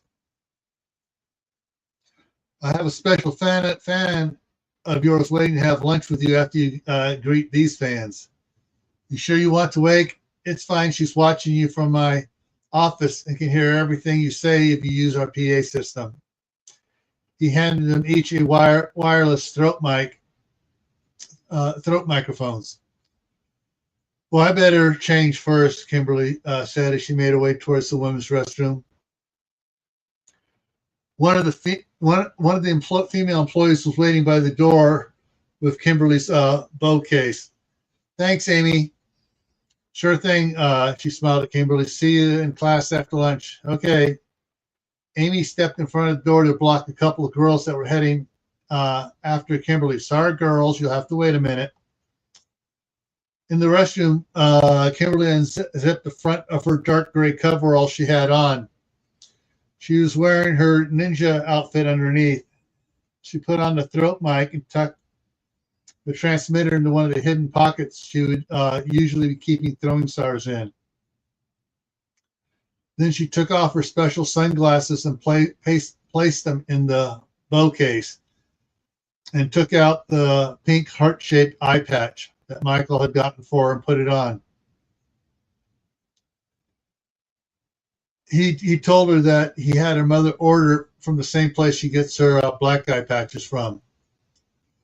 Then she pulled out her Zukin and slipped it on, and then wrapped the Fukuman over her face. Next, she pulled on the Tico over gloves.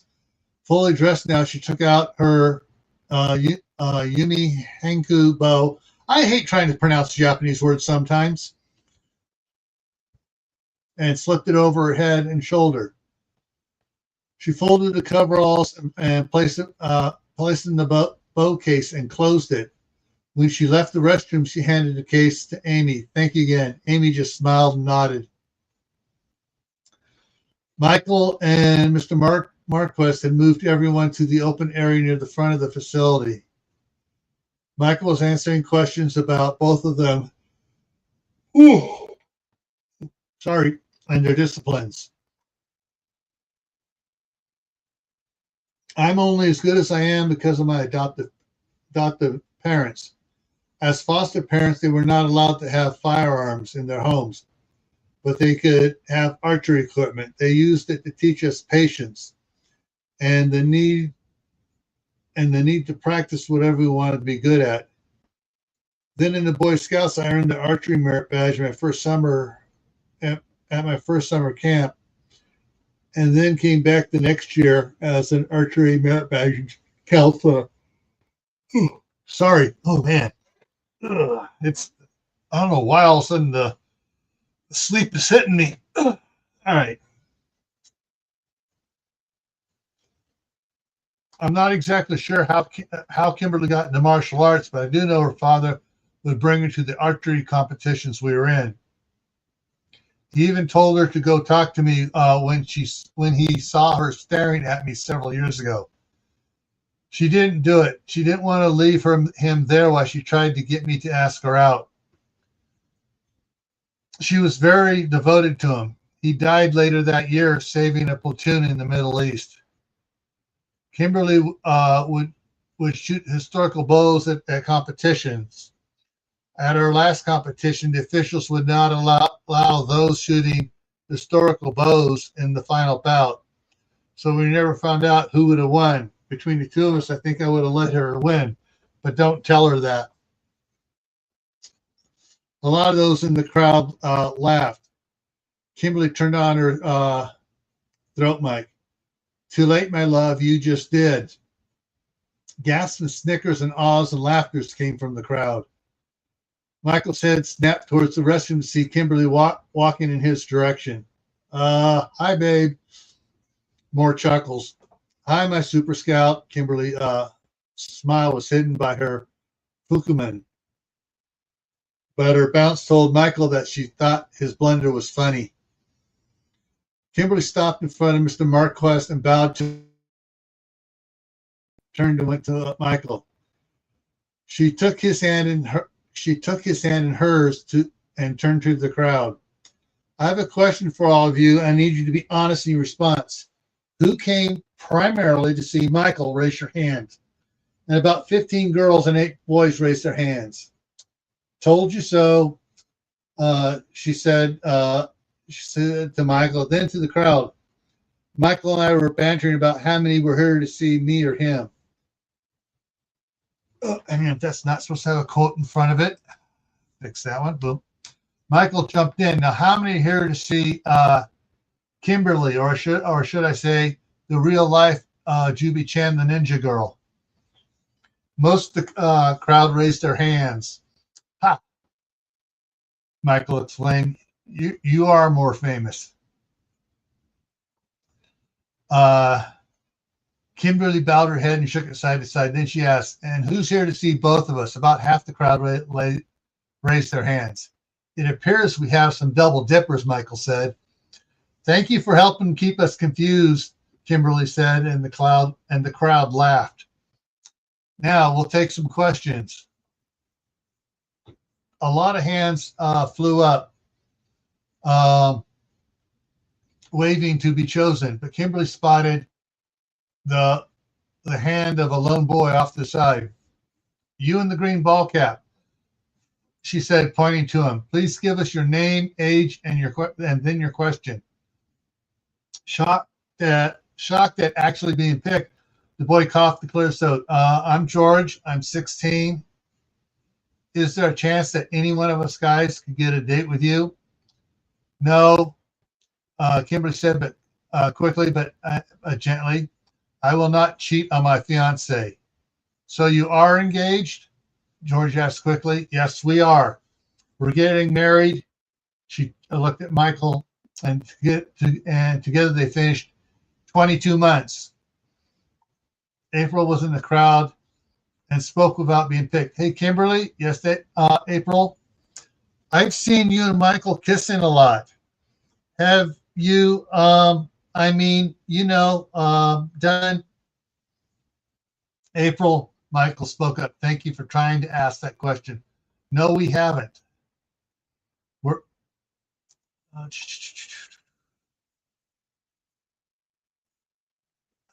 okay. Change that to a period. No, we haven't. We're both still virgins and have promised each other to remain so for the next, Kimberly joined him, 22 months. When we fell in love, we fell hard, Michael said. Fell hard? Heck, I face planted, Kimberly exclaimed. I wanted to do it so bad my toenails hurt. They still do, but our parents didn't believe that we were really in love and thought we were going to ruin our lives. Like I did, Benjamin shouted out. Dad, Michael responded loudly, come up here. Mom, you too, Kimberly added. Everyone, this is my foster adopted father, Benjamin, who I would like to note adopted me this year. Applause and cheers ascended from the crowd. And this is my mother, Monica Jackson. More applause. Michael turned to Mr. Monquest, who had a handheld microphone in his hand, and gestured for it. Mr. Monquest handed it to Michael, who handed it to Benjamin. Dad, would you want to explain about what you shouted out? Benjamin chewed on his lip for a moment before speaking. When I was young, I know that sounds impossible to some of you, but when I was 16, I got swooped up in my beloved Janet's pursuit of me, and I got her pregnant at 16. She freaked out thinking that I would leave her if I knew she was pregnant. So she went to a backstreet doctor who damaged her so badly she could never get pregnant again. Many in the crowd gasped. If I had let her know beforehand that I loved her no matter what, she might not have freaked out and gone to that doctor. On one hand, it ruined our dreams for a future with a family of our own children. We constantly wished we'd waited before we had sex. The only good thing that came out of our mistake was that we became foster parents and got to raise and got the greatest foster son ever. He was go for Michael, and it continued. But it still doesn't make up for all the heartache and suffering over the years because we weren't as strong as Michael and Kimberly are. Be like them. Keep yourself pure and clean and strong. Strong enough like about them. Monica stepped over next to Benjamin and took the microphone.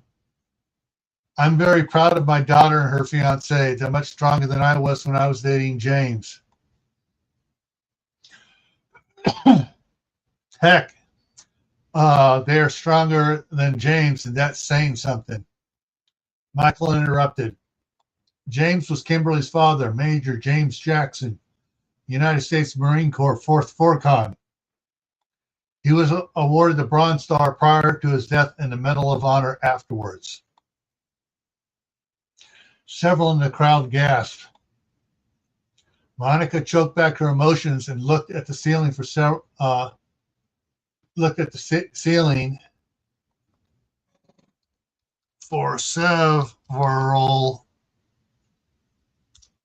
seconds, S-E-C-O-N, seconds before speaking again. James and I couldn't control our feelings, our emotions, our lust. I got pregnant and had a miscarriage because I was too panicked and stressed out to face my parents and tell them until it was too late to save my baby. It took us years to get over it. That's not true. I never got over it. She broke down into tears and turned to Kimberly and embraced her. Benjamin spoke again. I've never seen two people so much in love as these two, or any two people so committed to keep each other committed to each other and keep each other pure for their wedding day. If they feel their resolve is starting to weaken, guess what they do?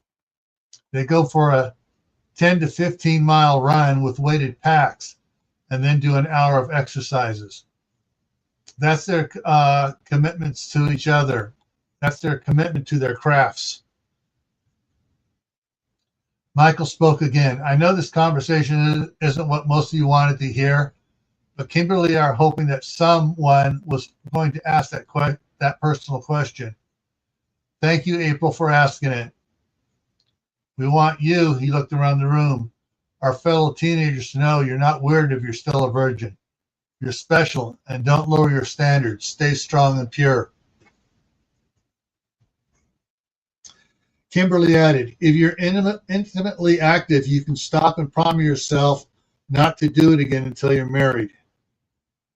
Michael took a deep breath and let it out. Now, who wants to see Kimberly make me wince in pain without touching me?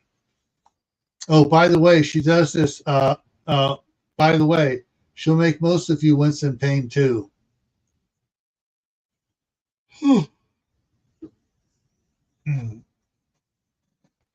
All right. 2 hours. The crowd began to murmur. Hang on a minute. I missed the thing. The girl started clapping, and Kimberly squeezed her mother once more before stepping to the middle of the floor. She held her hand out and slowly turned around, gesturing for everyone to step back.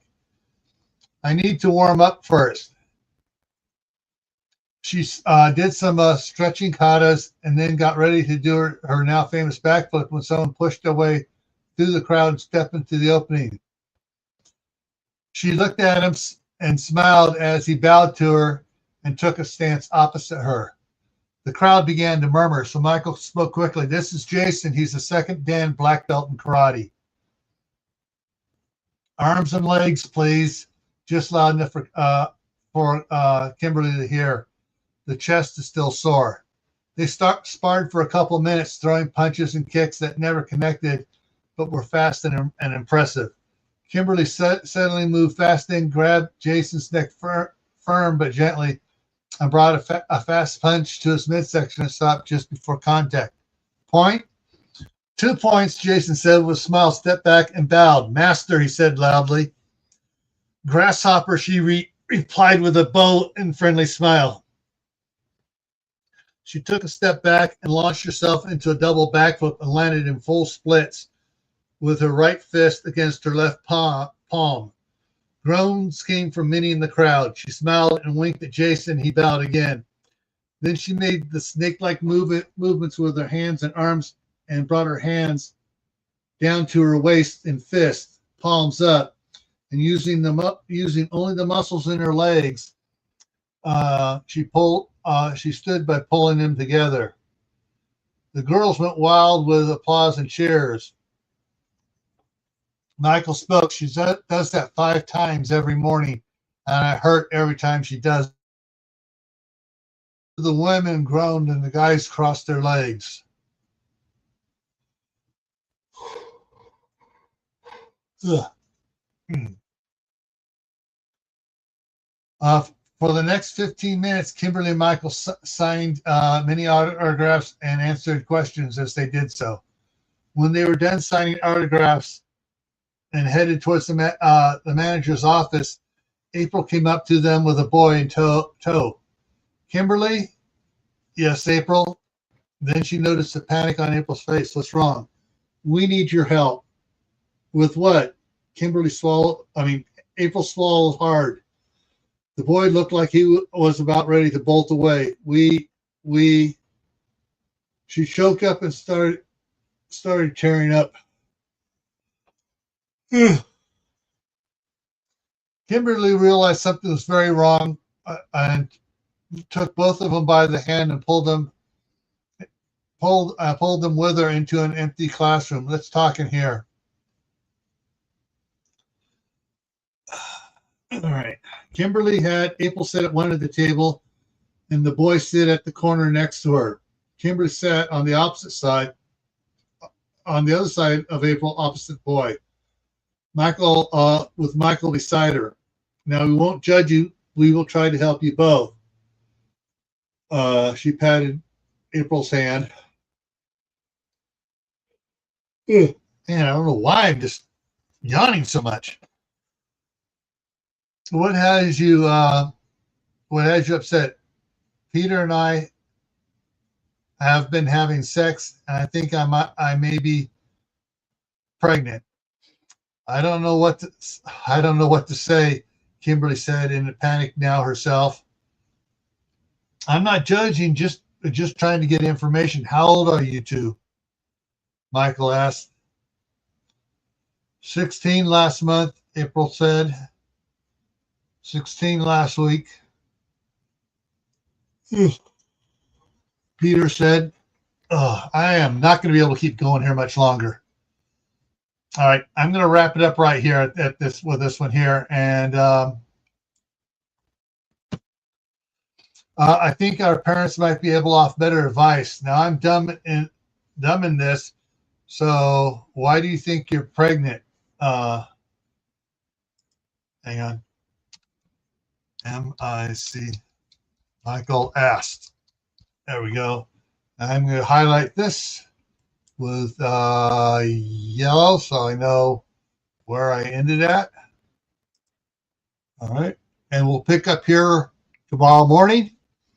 Tonight at 9 o'clock Eastern, I'll be doing a live stream, streaming with Pam at Tempest Creek Homestead, and she'll be interviewing me tonight.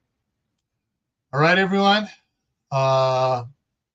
Stay happy, stay safe, keep adding to your preps, and see you either tonight or tomorrow morning back at 9 o'clock when we start back up at 9 o'clock editing the book. All right, take care, everyone.